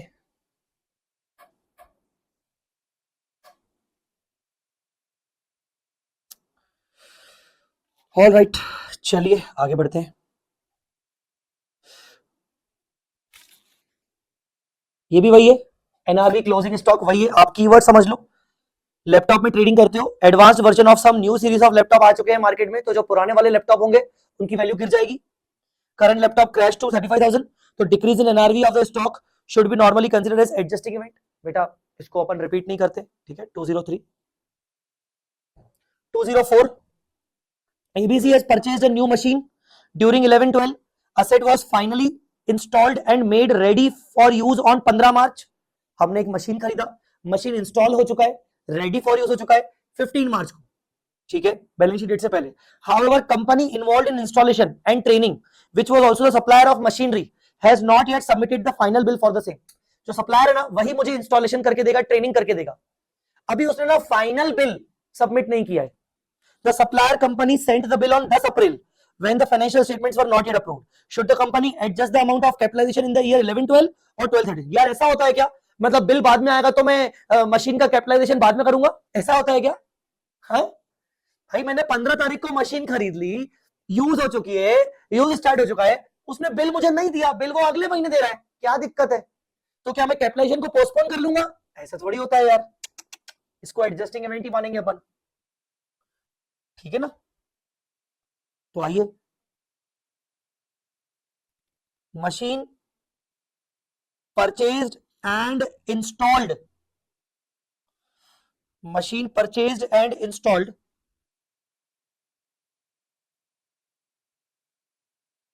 And ready for use before balance sheet date, but invoice made after balance sheet date। क्या मानोगे भाई? Adjusting event. कौन सा number question है? Question number 204। Sir जब ऑलरेडी लिखा हुआ है तो आप क्यों लिखवा रहे हो? बच्चों मैं जानता हूं, मैं तुम लोगों को तुमसे ज्यादा जानता हूं, ये मान के चलो, ठीक है ना। तुम्हारे पास समय नहीं मिलेगा, तुम्हें समय नहीं मिलेगा एग्जाम टाइम में ऐसे छुटपुटिए चैप्टर्स करने का। मैं सच बता रहा हूं, तुम्हें नहीं मिलेगा छुटपुटिए चैप्टर्स करने का समय। तो बेटर है ना कि अगर क्वेश्चन करने का समय नहीं मिलेगा तो कम से कम नोट्स को ही इस तरीके से डेवलप कर लो कि क्वेश्चन करने की जरूरत ही ना पड़े। सही कह रहा हूं कि नहीं कह रहा हूं मैं? चलो क्यूआर वाले प्लीज अभी अपन प्रायोरिटी में नहीं रखते, बाद में देखते हैं, टाइम जैसा बचा तो मैं क्यूआर वाले भी एक बार देख लूंगा। अच्छा जी, नेक्स्ट क्वेश्चन। अच्छी बात देखो मैंने क्या की है, मैंने हर क्वेश्चन के बगल में उसका एक रेफरेंस पॉइंट दे दिया है। इंस्टॉलेशन ट्रेनिंग पर, गोइंग कंसर्न के ऊपर क्वेश्चन, फायर अकर्ड के ऊपर क्वेश्चन, फायर अकर्ड एनआरवी के ऊपर क्वेश्चन, ठीक है, damage of goods due to fault के ऊपर क्वेश्चन। तो इससे एक थोड़ा सा ये भी क्लियर हो जाएगा, मतलब हो सकता है पेपर नंबर 6 में भी थोड़ा आपको हेल्प हो जाए। तो आ जाओ, fire occurred in the plant of PQR limited there was a fire on 10 मई in which the entire plant was damaged and the loss of 40 lakh is estimated. Claim with the insurance company has been filed and a recovery of 27 lakh is expected. The financial statement for the year ended 31st March 11 was approved by the board of directors on 12 जून।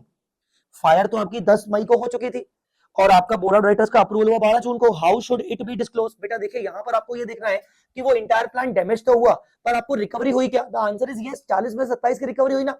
तो क्या यहाँ पर आप ये बोल सकते हो कि going concern assumption is no longer appropriate? नहीं, मुझे नहीं लग रहा कि ये नो लॉन्गर एप्रोप्रिएट होगा। तो ये तो नॉर्मल है, going concern assumption is appropriate, क्योंकि इंश्योरेंस क्लेम भी तो आपको मिल गया है ना। तो बेसिकली आप इसको नॉन एडजस्टिंग इवेंट मानोगे और आप इसके फाइनेंशियल स्टेटमेंट जो आपके अप्रूव हो रहे हैं उसके अंदर आप रिस्पेक्टिव डिस्क्लोजर दोगे। बोलो बेटा आया समझ में कि नहीं? बोलो बोलो। हाँ, अब देखो इंस्टीट्यूट ने आंसर कैसे लिखा है। सबसे पहले आंसर वही लिखा है कि भाई बस इसको आप नॉन एडजस्टिंग इवेंट मानो, इसका आप डिस्क्लोजर दे दो, ठीक है ना, नॉन एडजस्टिंग इवेंट मानो, डिस्क्लोजर दे दो, फाइनेंशियल स्टेटमेंट्स में नेचर ऑफ द इवेंट बता दो, फाइनेंशियल इफेक्ट क्या हुआ वो बता दो, ठीक है। पर अगर मान लो उनको लगता है if going concern assumption is considered to be appropriate even after the fire, no adjustment is required in the financial statement. मतलब बता दिया कि गोइंग कंसर्न असम्पशन अगर अप्रोप्रिएट लग रहा है तो फिर एडजस्टमेंट करने की जरूरत नहीं है, पर अगर अप्रोप्रिएट नहीं लग रहा है तो फिर आपको करना पड़ेगा। जनरल रूल अप्रोप्रिएट है। तो चलो अपन इसकी समरी भी एक बार लिख लेते हैं। Point number 4,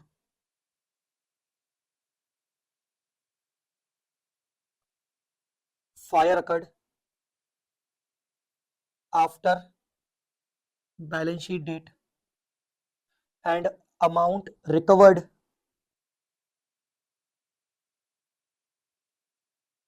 even partially through insurance claim, then it is non-adjusting event.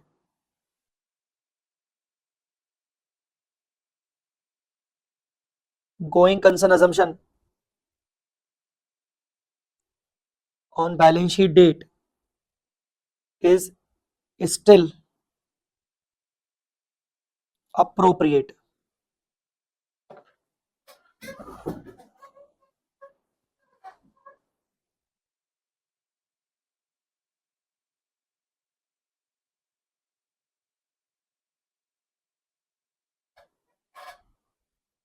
ठीक है,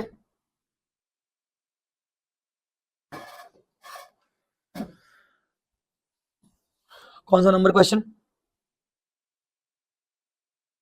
206।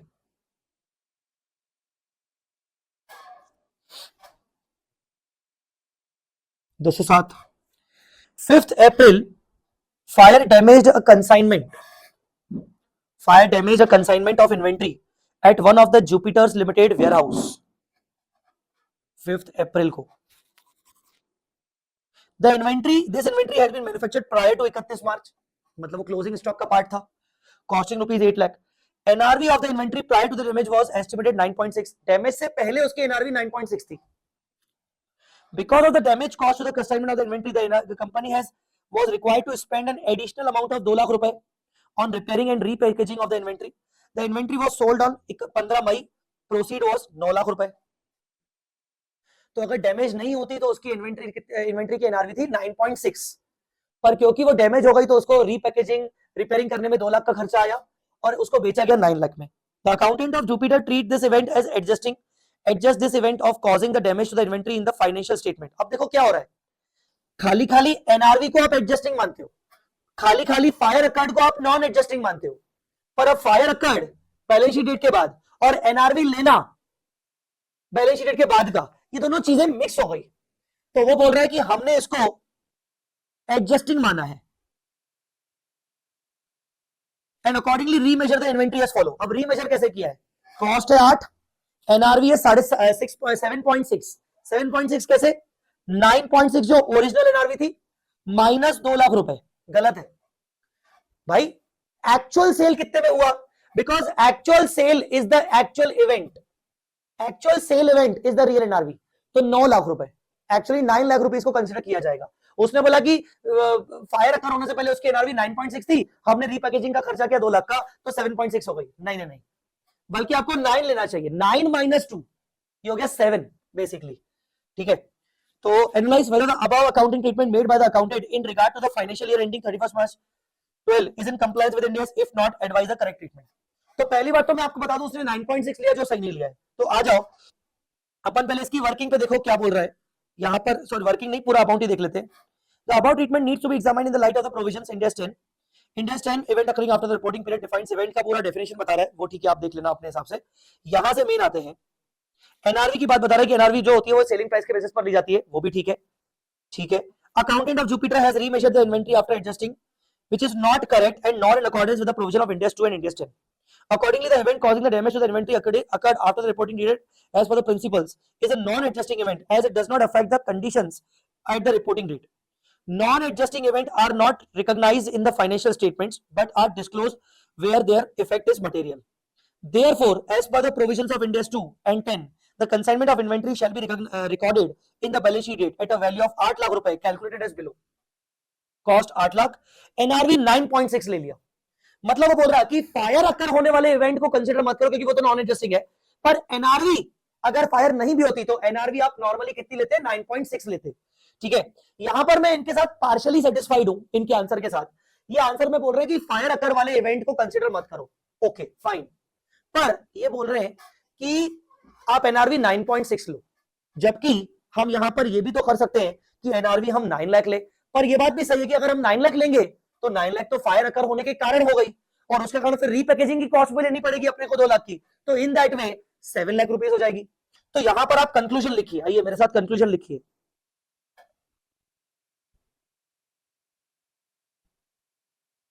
Fire occurred and it affects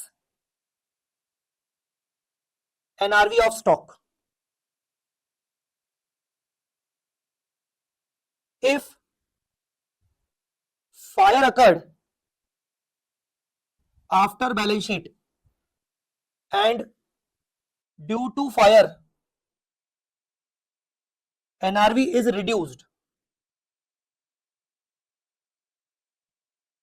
since fire event is non-adjusting,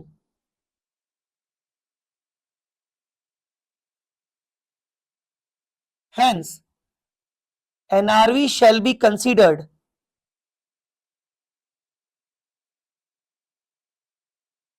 before the fire event. NRV shall be considered before the fire event. Cost 8 lakhs, NRV before fire 9.6 lakhs,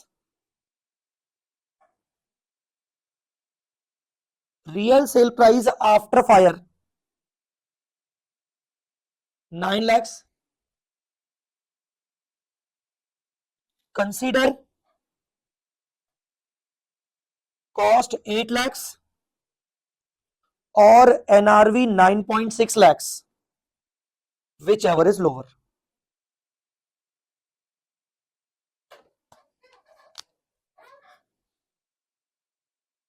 question number कौन सा है?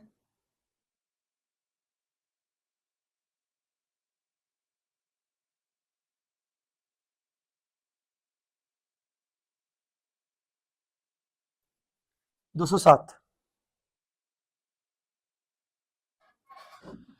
इसको मैं exam category में रख सकता हूं, इसको देख लेना तुम लोग, अच्छा क्वेश्चन था। अब 208 नंबर क्वेश्चन एक बार पढ़ लीजिए प्लीज।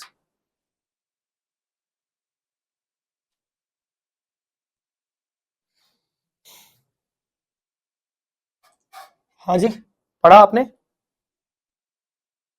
क्वेश्चन पढ़ा? मस्त क्वेश्चन है। H Limited constructed a warehouse cost of 10 lakh in 15. It becomes first available for use by H Limited on 1st January 16. तो 1st January 16 पे अवेलेबल हो गया। 29 जनवरी 2020 मतलब 16 पूरा 17 पूरा 18, ओके 16 17 18 19, ठीक है। H Limited discovered that its warehouse were damaged during early फरवरी 2020। अच्छा 16 18 19 16 17 18 19, ठीक है।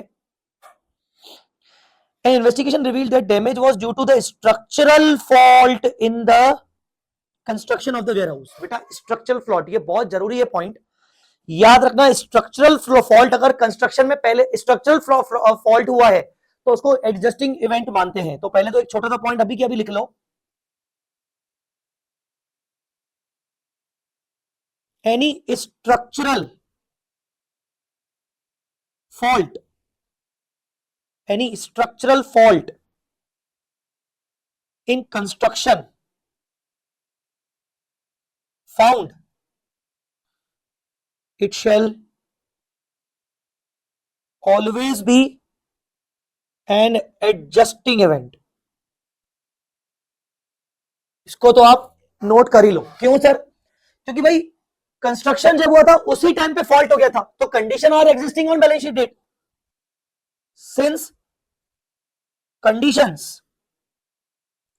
of fault are existing on balance sheet date, तो ये बात तो पक्की है। क्वेश्चन नंबर 208, आगे पढ़ते हैं। The fault becomes apparent when the warehouse building leaked severely after heavy rainfall in the week ended January 2020. The discovery of the fault is an indication of impairment. So H Limited was required to estimate the recoverable amount of the warehouse at 31st December 19. ठीक है, क्योंकि अभी तक आप जनवरी के मतलब beginning में ही मालूम पड़ गया, तो आप जो दिसंबर एंडिंग आपका है ईयर, उसी में आप इंपेयरमेंट कर रहे हो। रिकवरेबल अमाउंट 6 लाख का। H Limited reassess the useful life of warehouse 20 years. पहले ये लाइफ कितनी मानी थी? पहले लाइफ कितनी मानी थी? एक सेकेंड, पहले लाइफ कितनी मानी थी अभी आगे मालूम पड़ेगा वो। Before discussing the fault, the H Limited depreciate the warehouse on the estate plan basis to a nil residual value over estimated life of 30 साल। तो पहले लाइफ 30 साल मानी थी, अब 30 कर दी। तो मैं आपको बता दूं, change in the useful life of the asset is change in accounting estimate. मैं आपको इंड AS 8 में पढ़ाऊंगा वो चीज। Seepage of rain water through the crack in the warehouse caused damage to the inventory worth rupees 1 lakh and became unsaleable. Entire damaged inventory was on hand. It was uninsured, not insured. It accounts for all the property planning under the cost model. Annual financial statement approve किए गए हैं 28 फरवरी को, जबकि हमें तो 29 जनवरी को ही पता चला। Prepare accounting entries to record the effect of the events. Discuss the disclosure requirements. Will your answer be different if there was no structural fault and damage? तो दो चीजें अलग अलग हैं। पहले प्रॉपर्टी की बात कर लेते हैं, वेयरहाउस की, फिर बात करेंगे इन्वेंट्री की। और अगर स्ट्रक्चरल फॉल्ट नहीं होता तो क्या होता उसकी बात कर लेंगे। तो सबसे पहले प्रॉपर्टी की बात करते हैं। तो प्रॉपर्टी का वैल्यू कितना था? 10 लाख। प्रॉपर्टी का वैल्यू 10 लाख था, तो उन्होंने कितने हिसाब से डेप्रिशिएट करना शुरू किया होगा? 30 साल के हिसाब से। तो please can you do 10 lakh divide by 30, करिए कितना आ रहा है? ये आ रहा है 33,333 पर ईयर। ये आपका डेप्रिसिएशन लगाया गया होगा, बोलो यस और नो। ये डेप्रिसिएशन आपका लगाया गया होगा 33,333 के हिसाब से। कब से लगाया गया होगा? 16 में पूरा पूरा, 17 में पूरा पूरा, 16, 17, 18, ठीक है ना, 16, 17, 18 में आपका इतना डेप्रिसिएशन 3 साल का तो लगाया गया होगा। 19 के अंदर हमें क्या करना पड़ेगा? ठीक है ना, 19 के अंदर हमें क्या करना पड़ेगा ये देखना है। तो पहले तो 3 साल का डेप्रिसिएशन 16, 17, 18 का तो माइनस कर दो। तो 10 लाख में से ये पूरा 3 साल का डेप्रिसिएशन आपका 1 लाख के बराबर होता है, तो कितना बचा? 19 लाख। तो मुझे बताओ, आपका डेप्रिसिएशन 3 साल का माइनस होने के बाद वैल्यू कितनी बची? 9 लाख रुपए की वैल्यू बची। 9 लाख रुपए की वैल्यू बची 19 के बिगिनिंग में। अब जब आपको जनवरी एंडिंग में, जनवरी में मतलब 19 पूरा खत्म होने के बाद अगले साल जनवरी में शुरू में पता चल गया, तो आप इसको एडजस्टिंग इवेंट मानोगे। हम तो बोल के बैठे एडजस्टिंग मानेंगे, और अगर एडजस्टिंग मानोगे तो फिर डेप्रिसिएशन को भी आपको 20 इयर्स के हिसाब से कंसीडर करना पड़ेगा। तो मुझे बताओ, 20 years from the date it was ready for use, it was ready for use, जब से वो रेडी फॉर यूज हुआ था तब से लेकर 20 इयर्स। तो मुझे बताओ, तब से लेकर तो 3 साल हो चुके, इसका मतलब बाकी के 9 लाख रुपीस को आप कैसे अमोटाइज करोगे? बाकी के 9 लाख रुपीस को आप 17 इयर्स में अमोटाइज करोगे। 17 क्यों sir? 20 from the year it was ready to use, तो 16, 17, 18 3 साल हो चुके वहां से, तो बाकी 17 साल के लिए 9 लाख रुपए की लाइफ बची। तो करो 9 लाख डिवाइड बाय 17, कितना आना चाहिए? 52941। कितना आना चाहिए? 52941। तो 52941 का हम डेप्रिसिएशन लगाएंगे। हाँ, अगर आपने पहले से ही डेप्रिसिएशन 33333 लगा लिया होगा 19 में भी, तो 52941 माइनस 333 आपको एडिशनल डेप्रिसिएशन चार्ज करना पड़ेगा 19,608 रुपए का, जो कि इन्होंने भी चार्ज किया है। तो या तो आप या तो आप पूरा पूरा बता दो कि अब हमें पूरा पूरा 952,941 का डेप्रिसिएशन चार्ज करना पड़ेगा, या तो आप बता दो कि इतना चार्ज कर लिया होगा और बाकी का हमें चार्ज करना पड़ेगा 19,608। ठीक है, ये तो हो गया डेप्रिसिएशन की एंट्री। अब ये भी चार्ज करने के बाद 52,941 चार्ज करने के बाद 9 लाख की वैल्यू कितनी बची होगी? 9 लाख माइनस 52,941, तो वैल्यू बची 847,059, इतनी वैल्यू बची। और आपका इंपेयरमेंट कितने का आ रहा है? 6 लाख रुपए का। तो इंपेयरमेंट का रिकवरेबल अमाउंट 6 लाख रुपए का आ रहा है, तो आपका बाकी का 247,059 ये आपका इंपेयरमेंट लॉस बुक होगा, 247,059। और ये सबकी सब एंट्री कब करेंगे? 31 दिसंबर को। क्यों? क्योंकि ये एडजस्टिंग इवेंट है, हम असेट की वैल्यू को एडजस्ट कर रहे हैं, एडजस्टिंग इवेंट है। Structural fault during construction it ये हुआ, hence asset shall be additionally depreciated due to revised life and to be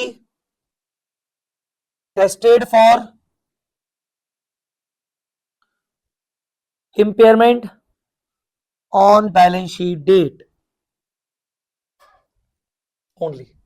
तो आपको एडिशनली डेप्रिशिएट भी करना है और इंपेयरमेंट भी करना है बैलेंस शीट डेट के बेसिस पर। ठीक है, अब बात करते हैं इन्वेंट्री का। बेटा इन्वेंट्री को क्या मानेंगे? इन्वेंट्री जो आपकी खराब हो गई because of this seepage and all, inventory को आप नॉन एडजस्टिंग इवेंट मानोगे, बिकॉज इन्वेंट्री आपकी 31 दिसंबर को सही कंडीशन में थी। इन्वेंट्री का लॉस्ट, इन्वेंट्री का खराब होना is not an adjusting event, तो ये नॉन एडजस्टिंग इवेंट माना जाएगा। तो ये क्या बोल रहा है? सीपेज ऑफ रेन वाटर, ये डैमेज ऑफ इन्वेंट्री वगैरह वगैरह। तो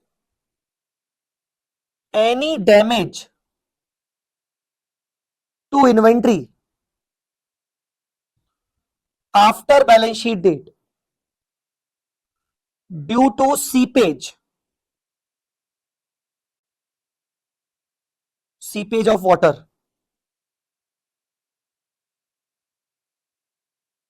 found after balance sheet date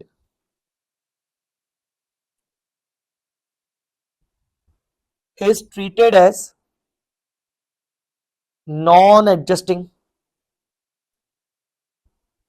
event and disclose only। इसको डिस्क्लोज करेंगे बिकॉज 31 दिसंबर को बैलेंस शीट डेट पर इन्वेंट्री की ऐसी कोई कंडीशन नहीं थी, because on balance sheet date inventory was in good condition, inventory good condition में थी। Question number 208 again. ठीक है, बोलो जी।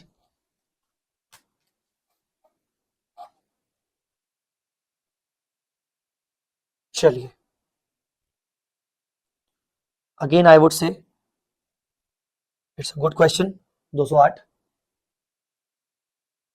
जनवरी 21 एग्जाम्स में आया ये क्वेश्चन।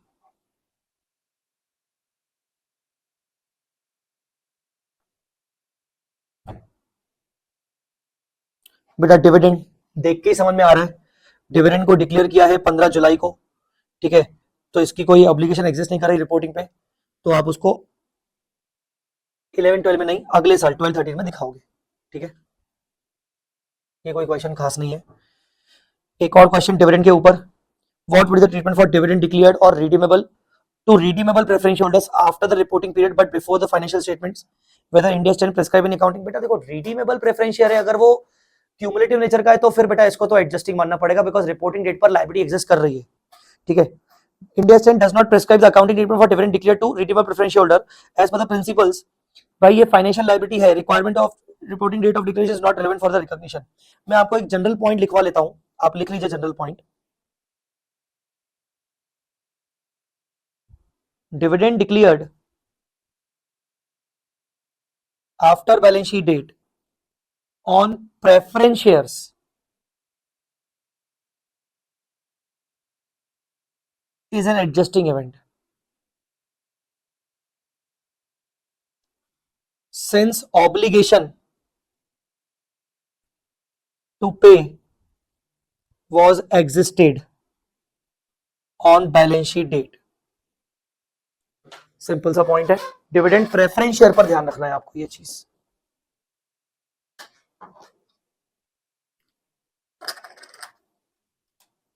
ठीक है.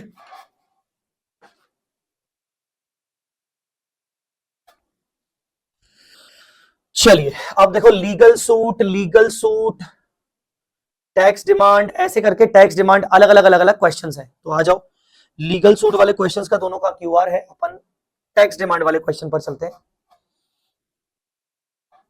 A case is going on between ABC company and tax department on claiming the exemption for certain goods for the year 11-12.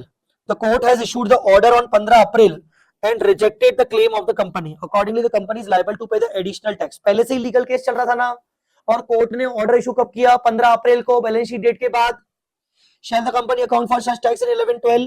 Yes, 11-12 में अकाउंट फॉर करना पड़ेगा. और shall it account for the year 12-13? नहीं, 11-12 में करना पड़ेगा. ये आपका एडजस्टिंग इवेंट हो गया. सिंपल है यार, ये तो बहुत इजी है कि भाई कोर्ट का जजमेंट आ गया ना बैलेंस शीट डेट के बाद, और वो कोर्ट पहले से कोर्ट केस पहले से चल रहा था. इस पे तो मैं कुछ बनाऊंगा भी नहीं, मैंने ऑलरेडी एग्जांपल में लिख के रखा था. ये settlement of litigation after balance sheet date, litigation started before balance sheet date. तो ये बहुत सिंपल हो गया. एबी से received a demand notice 15 June for an additional amount of 28 lakh from the excise department on account of higher excise duty levied by excise department compared to the rates which the company was creating provision and depositing the same in respect of the transaction related to the financial year 11-12. तो financial year 11-12 में जो भी हमने जिस rate से excise duty पे की है वो रेट सही नहीं है, डिपार्टमेंट का कहना है.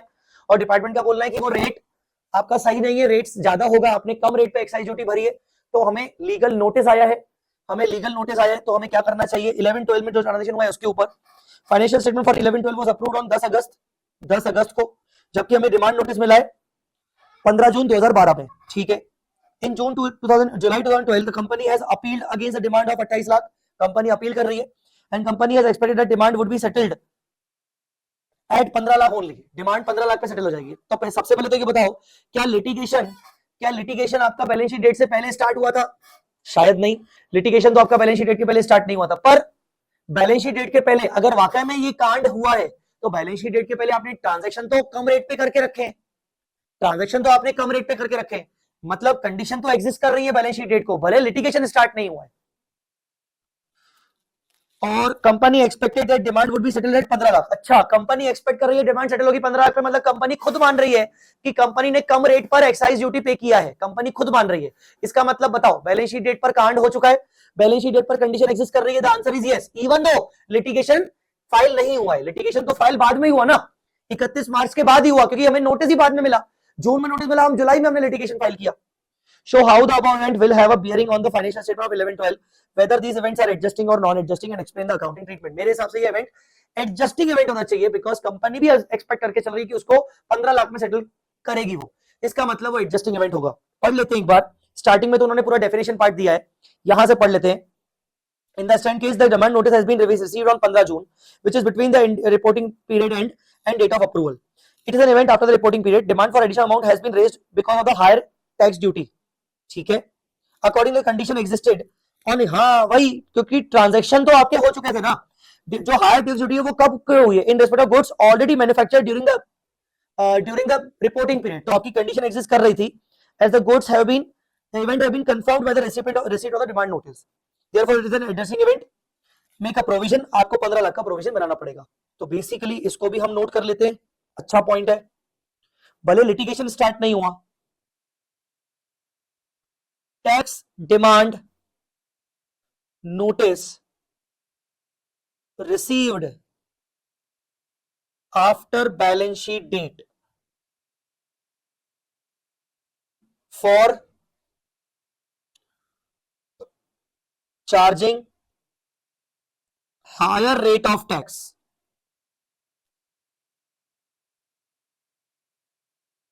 higher rate of excise duty. Entity has paid duty on lower rate.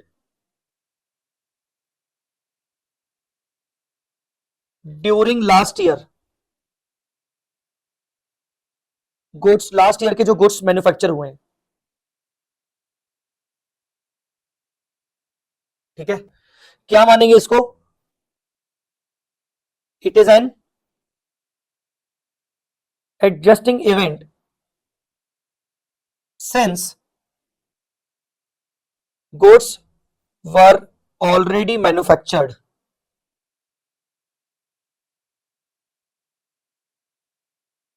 ठीक है, क्वेश्चन नंबर कौन सा? 214।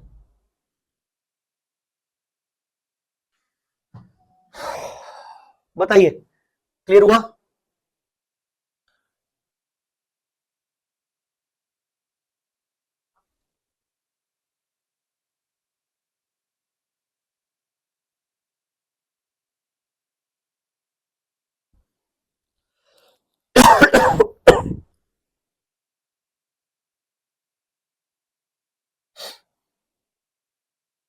आइए नेक्स्ट क्वेश्चन।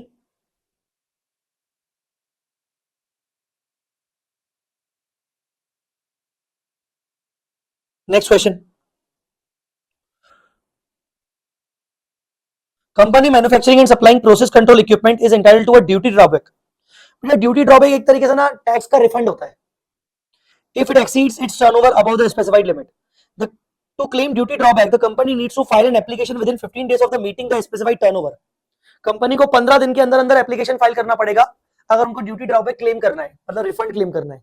पहले ड्यूटी पे करनी पड़ती है, फिर बाद में अगर टर्नओवर बढ़ गया तो आपको ड्यूटी ड्रॉबैक को क्लेम करना पड़ेगा स्पेसिफाइड टर्नओवर क्रॉस करने के बाद 15 दिन के अंदर अंदर। If application is not filed within a stipulated time, the department has discretionary power of giving the duty drawback credit. फिर डिपार्टमेंट खुद भी क्रेडिट दे सकता है, ठीक है। For the year 11-12 the company has exceeded the specified limit of turnover by the end of the reporting period, but the application for the duty drawback is filed on 20 अप्रैल। हम थोड़ा late हो गए, 15 अप्रैल तक करना था, पूरा पिछले साल में हमारा जो टर्नओवर था वो स्पेसिफाइड लिमिट से क्रॉस हो गया, हम थोड़ा लेट हो गए, which is after the stipulated time of 15 days of meeting the turnover. Duty drawback has been credited by the department on 28 June. पर डिपार्टमेंट ने भी ड्यूटी ड्रॉबैक दे दिया, कब? जून में दिया। Financial statements have been approved by the board of directors on July. Financial statements जुलाई में अप्रूव है। Whether duty drawback credit should be treated as an adjusting event, पहले बात तो ये एडजस्टिंग इवेंट होगा कि नहीं होगा। सबसे पहले मैं आपको बता दूं, ये फेवरेबल इवेंट की बात कर रहा है, अनफेवरेबल इवेंट की बात नहीं कर रहा है, ये फेवरेबल इवेंट की बात कर रहा है। दूसरी बात, आपको क्लेम के लिए एप्लीकेशन डालना पड़ता है। अब भले आप लेट हो जाओ कोई दिक्कत नहीं, पर आपको एप्लीकेशन डालना पड़ेगा। एप्लीकेशन डालोगे तो ही सामने वाला ड्रॉबैक का क्लेम देगा ना आपको। एक सेकंड, एप्लीकेशन डालोगे तो ही सामने वाला आपको क्लेम देगा। अब जब आप एप्लीकेशन डालोगे ही नहीं तो आपको क्लेम नहीं मिलेगा। आपने एप्लीकेशन कब डाली? 30 अप्रैल को, मतलब आपने 31 मार्च को एप्लीकेशन डाली ही नहीं है। आई बात समझ में कि नहीं? तो आप इसको एक नॉन एडजस्टिंग इवेंट मानते हुए अगले साल इसका एडजस्टमेंट करोगे। करंट ईयर में वो आपके लिए सिर्फ एक कॉन्टिंजेंट एसेट है, अगले साल आप उसका एंट्री करोगे। तो क्या बोल रहा है भाई, देखे, in the instant case, condition of exceeding the specified number was met at the end of the reporting period. The company was entitled for duty drawback, but the application for the same has been filed after the stipulated time. Credit of duty drawback is discretionary in the hands of the department. Accordingly, duty drawback credit is a contingent asset at the end of the reporting period, which may be realized in the department credit the same. आगे contingent asset का तो ठीक है, record entry होती नहीं है। In accordance with the above, the duty drawback credit was contingent asset for the financial year 11-12 should be recognized as an asset and related income should be recognized in the reporting period in which the change occur, मतलब अगले साल। तो बहुत छोटा सा point लिख लीजिए, ज्यादा इंपॉर्टेंट तो नहीं है।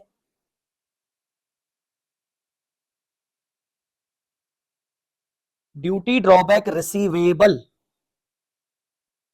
On filing of application, filing of application after balance sheet date is a contingent asset on balance sheet date। ठीक है, question number 215।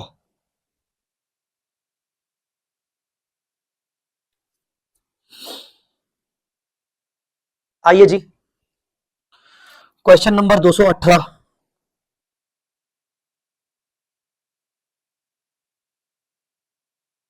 Question number 218,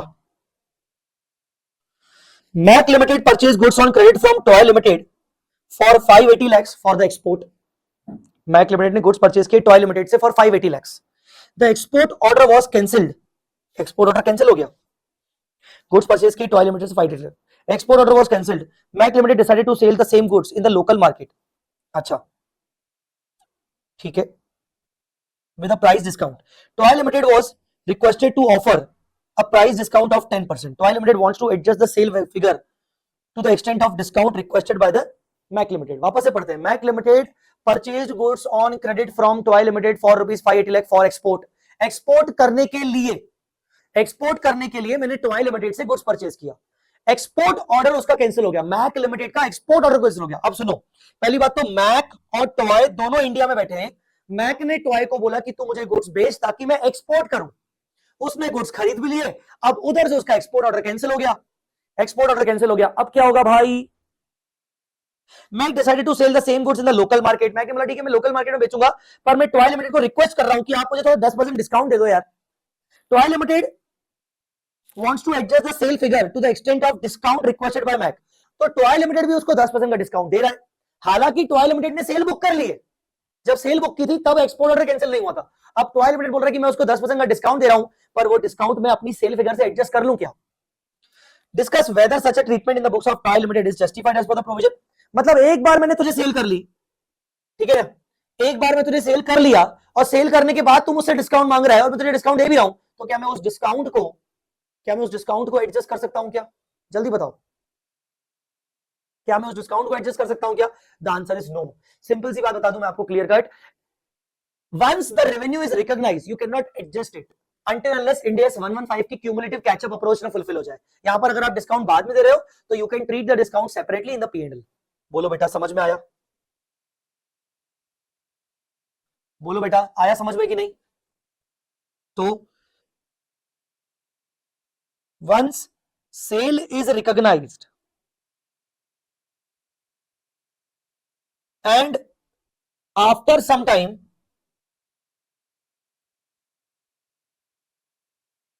discount is given to customer, it should be recorded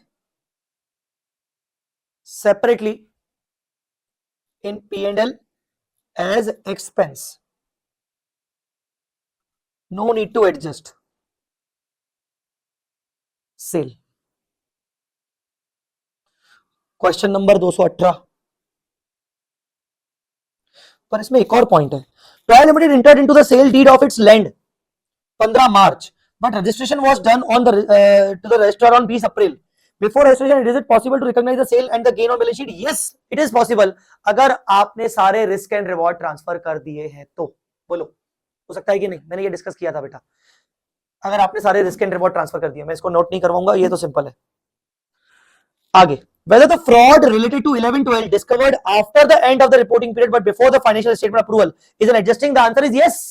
fraud तो हो चुका है ना, balance sheet date पर condition तो exist कर रही है ना, the answer is yes, yes it is adjusting. पर साथ साथ क्या बोल रहा है, इंडिया 10 के साथ साथ और क्या लिखा है, such discovery of fraud should be accounted in accordance with India 8 if it meets the definition of prior period error. उसको प्रायर पीरियड एरर भी माना जा सकता है, इंडिया 8 के अकॉर्डिंग आएगा, मतलब उसका रिट्रोस्पेक्टिव इफेक्ट आएगा, रिट्रोस्पेक्टिव इफेक्ट, वो हम इंडिया 8 में पढ़ेंगे तो समझ में आ जाएगा आपको। 220 X Limited was having investment in the form of equity shares in another company as at the end of the reporting period 31st March। एक दूसरी कंपनी के इक्विटी शेयर्स में हमने इन्वेस्टमेंट करके रखा है। After the end of the reporting period but before the approval, it has been found that the value of investment was fraudulently inflated। Value of investment was fraudulently inflated by committing an computation error। Whether such event should be adjusted in the financial statements।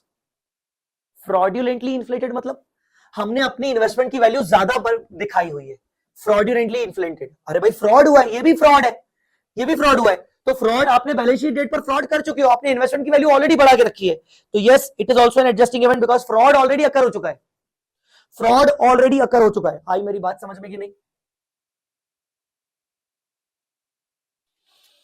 और क्या है भाई, चलो अब एक काम करते हैं, 2 क्वेश्चन बचे हैं, मल्टीपल क्वेश्चंस बचे हैं, 221 222। आइए discuss with the reason whether these events are in the nature of adjusting or non-adjusting and the treatment needed in the light of the accounting standards in AS 10। नवंबर 19 में आ चुका है। मूल limited won the arbitration award on 25 April 2019 for ₹1 crore. From the arbitration proceedings it was arbitration award मतलब कोई case चल रहा था, court case, arbitration, उसमें वो जीत गया। It was evident that company is most likely to win the arbitration award. पहले से ही लग रहा था कि वो जीतेगी। The directors approved the financial statement for the year ended 31 March 19 on 1 मई। 1 मई को अप्रूव हुआ है, जबकि हमने कोर्ट केस जीत लिया है 25 अप्रैल को। The management did not consider the effect of about transition the financial year 18-19 के फाइनेंशियल ईयर में हमने इसको कंसीडर नहीं किया है। It was as it was favourable to the company and the award came after the. नहीं बेटा, court case तो पहले से ही चल रहा था ना। इवेंट भले फेवरेबल हो, वो बोल रही है नहीं नहीं इवेंट फेवरेबल है ना, तो वो प्रूडेंस के अगेंस्ट हुआ। इवेंट फेवरेबल है तो प्रूडेंस के अगेंस्ट हुआ, तो हमने ना इसको अकाउंट फॉर नहीं किया बेटा। पर आर्बिट्रेशन तो पहले से ही चल रहा था ना, और हमें तो एक्सपेक्टेशन था, मोस्ट लाइकली था, कहीं लिखा भी है मोस्ट लाइकली था, क्योंकि हम जीतेंगे। तो बेटा आपको ये इवेंट एडजस्टिंग मानना चाहिए। इवन फेवरेबल इवेंट को भी आप कंसिडर करोगे तो मैं यहां पर बोल सकता हूं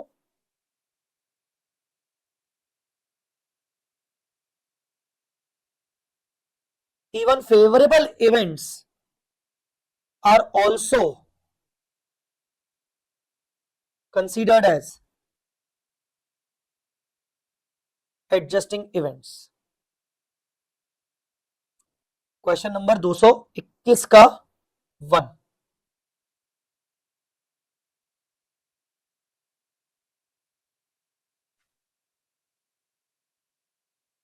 अगला, Zoom Limited has a trading business of mobile telephones. The company has purchased 1000 mobile phone at a 5000 rupees।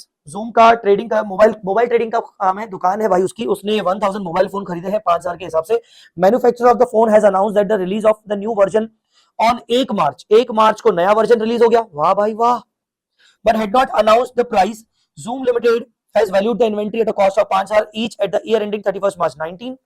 Due to the arrival of the new advanced version of mobile phone on 8 April, the selling price of the existing stock was dropped at 4000।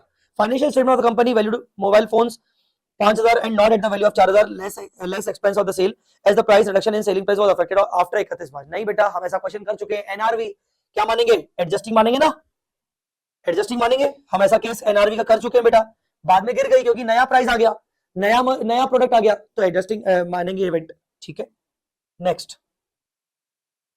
There was an old due from a debtor amounting to 15 lakh against whom proceeding was instituted prior to the financial year 31 March 2019। There was an old due from a debtor amounting to 15 lakh against whom proceeding was instituted prior sorry तो पैसे पहले से ही चाहिए थे debtor से, long debtor, the latter was declared insolvent on 15। यार adjusting यार के सिंपल पॉइंट है यार। Assume that subsequent to the year end and before the financial statement approved, company's management announced that it will restructure the operation of the company। कब? Year and के बाद, approval date से पहले restructuring का announcement किया है। Management plan to make the significant redundancy and to close a few divisions. However there is no formal plan yet. Should management recognise a provision in the books if the company decides to decide subsequent to the end of. नहीं, बिल्कुल नहीं, आपने वैसे भी year and के बाद discuss किया है ना रीस्ट्रक्चरिंग को, तो आप इसको नॉन एडजस्टिंग मानोगे। ये पॉइंट लिख लेते हैं एक बार। Restructuring announced after balance sheet date is non-adjusting event।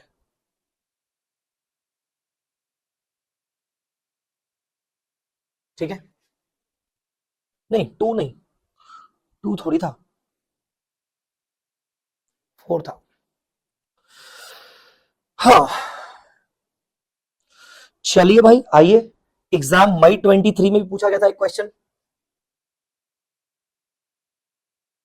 शुरू करें। Last question. Discuss the following situation as per Ind AS 10। The financial statements of the company for the year ended 31st March 21-22 are approved by the management and were sent on 5 जून, मेरे birthday वाले दिन, for review and approval to the supervisory board। Board of directors supervisory board approves the financial statement 26। अरे यार ये date पूछ रहा है। Financial statement then made available to the share holders, approved by the share holders in the general meeting 18 August, filed to the ministry of corporate affair 19 August, determine discuss. अरे भाई 5 जून 5 जून 5 जून मानी जाएगी, ठीक है। चलो, a company is in litigation with the income tax department with respect to the allowability of certain exemption for the financial year 18. No provision for tax has been made for the disallowance of exemption as the company was under a bona fide belief believed based on the legal opinion that it will be succeed in the litigation. कोई provision नहीं बनाया गया तो उनको लगा कि हम litigation जीत जाएंगे, हमें कुछ पे नहीं करना पड़ेगा। 21 अप्रैल को the honourable supreme court rejected the companies claim and order is received on 30 April. Financial statement को अप्रूव किया गया, are yet to be approved. Earlier years financial statement stand approved, advise its financial statement of which financial year impact of the order of Supreme Court should be recognized। मुझे लगता है कि इसका answer adjusting होना चाहिए, क्योंकि litigation तो पहले से ही चल रहा था, तो ये एडजस्टिंग होना चाहिए। पर 18-19 के तो फाइनेंशियल स्टेटमेंट बहुत पहले अप्रूव हो चुके हैं, ठीक है। और 21 अप्रैल 2023 में आपका सुप्रीम कोर्ट का ऑर्डर आया, तो बेसिकली आप 31 मार्च 2023 वाले में भी आप उसको एडजस्टिंग मान सकते हो, ठीक है। और आपको एडजस्टमेंट्स करना पड़ेगा। देखिए आइए क्या लिखा है, event after the reporting period is an adjusting event provide, ठीक है। वो तो the event will be considered as adjusting and according the amount will be adjusted in the financial statement 22-23। सही, 22-23 कोई दिक्कत नहीं है। क्या बोल रहे हो आप, सॉल्यूशन गलत है, फर्स्ट पॉइंट का गलत है। गलत है। ये पॉइंट सही लिख रहा है, board of directors approve the same, तो ये 5 तारीख होगी। मेरे बर्थडे वाली डेट को इग्नोर कर दिया इन्होंने, नालायकों ने। हट, कैसे लोग हैं। चलो, Z लिमिटेड, ये बेटा adjusting while preparing its financial statement, मतलब मुझे अभी तक कोई समरी बनाने की रिक्वायरमेंट नहीं लग रही, तो मैंने नहीं बनाया क्योंकि सब पॉइंट रिपीट हो रहे हैं। Z Limited while preparing a financial statement on 31 March made a provision for doubtful debt at 6% on account receivable। 31 मार्च को उसने 6% का प्रोविजन बना लिया। In the last week of January 23, debtor of rupees 3 lakh has suffered a heavy loss। जनवरी में ही मालूम पड़ गया था कि भाई ये डेटर को हेवी लॉसेस हो रहे हैं due to fire. Loss was not covered by any insurance. Z considering the event of fire made a provision of 60% of the amount received from the debtor apart from the general provision। जनवरी में क्योंकि debtor के अंदर fire लग चुकी थी, तो हमने provision 60% का उस 3 लाख पे बना लिया था, हमें पता था कि गड़बड़ है। The same debtor was declared insolvent on 10 अप्रैल। यार सिंपल है, adjusting event. Balance sheet date पर कंडीशन एग्जिस्ट कर रही थी क्योंकि आपने ऑलरेडी 60% का प्रोविजन बना लिया था, ये जानते हुए कि यार वो उसकी हालत खराब चल रही है, एडजस्टिंग मानेंगे बेटा। Full provision for bad debt amounting to 3 lakh should be made, ठीक है। पूरा 3 लाख का प्रोविजन बनाया जाएगा। D limited acquired equity shares of another company on 1 March, cost of 28 lakh, fair market value of these shares on 35, company measured it at 35, assume that it is classified as FVTOCI as per 109 and change in fair value transfer to the fair value fluctuation reserve. हां वो OCI है तो ठीक है। Due to market condition subsequent to the reporting date the value of the investment drastically came down to 20 lakh. The financial statement have not yet been approved. You are required to suggest whether D20 should value the investment at 35 or 20 on 35, non-adjusting। बताया था मैंने। Decline in the fair value of the investment after balance sheet date। Question number 222 का fourth, तो 35 पे आएगा क्योंकि balance sheet date के बाद हुई। अगर बैलेंस शीट डेट पे कंडीशन एग्जिस्ट कर रही होती तो हम प्रोविजन भी तो बना लेते ना। हमें अगर लगता तो कि नहीं सही नहीं है 35 मत लो, तो हम उसको डेफिनेटली यार 28 से 35 क्यों करते, हम नहीं करते, हम उसको 28 पे रहने देते। इसका मतलब बैलेंस शीट डेट पे कंडीशन एग्जिस्ट नहीं कर रही थी। Tanmay limited was in negotiation with the Varun limited to acquire land for ₹5 crore. The negotiation were concluded in the first week of the April. एक second, negotiation with the to acquire land 5 crore. The negotiation were concluded in the first week of April. The transaction was completed by the last week of the April, in which financial, अरे यार negotiation just अभी बताया था मैंने। Negotiation to purchase the property initiated before balance sheet date, but actual transaction completed after balance sheet date। Negotiation को अपन नहीं मानेंगे। कौन सा? क्वेश्चन नंबर 222 का fifth, non adjusting. Non adjusting होना चाहिए, ठीक है, सिर्फ नेगोशिएशन हुआ है। सो गाइस इसी के साथ आपके हो गए क्वेश्चन खत्म मेरी तरफ से। बाकी क्वेश्चन तो आपको पता ही है, क्यूआर वगैरह करना है। फिर भी मैंने आपके साथ बहुत अच्छे खासे क्वेश्चन डिस्कस कर लिए। क्या बोलती पब्लिक, समझ में आया कि नहीं? बोलो जी। इसी के साथ ये वाला चैप्टर भी स्वाहा। ये वाला चैप्टर भी स्वाहा। और ये जब तक मैंने लिखा है इसको मैं अपलोड कर दूंगा ड्राइव पे, इसको मैं अपलोड कर दूंगा डिस्क्रिप्शन में, ठीक है ना, ताकि इसका एक्सेस आपको मिल सके। बहुत बहुत धन्यवाद अभी के लिए। बताइए आपको कोई डाउट है क्या? नहीं तो हम लेक्चर को यहीं पर खत्म करें, ओवर करें, और मुलाकात करेंगे अगले लेक्चर में। चलो जी, डन। तो चलो मिलते हैं अगले लेक्चर में। बाय बाय, टेक केयर, जय माता दी, लव यू ऑल।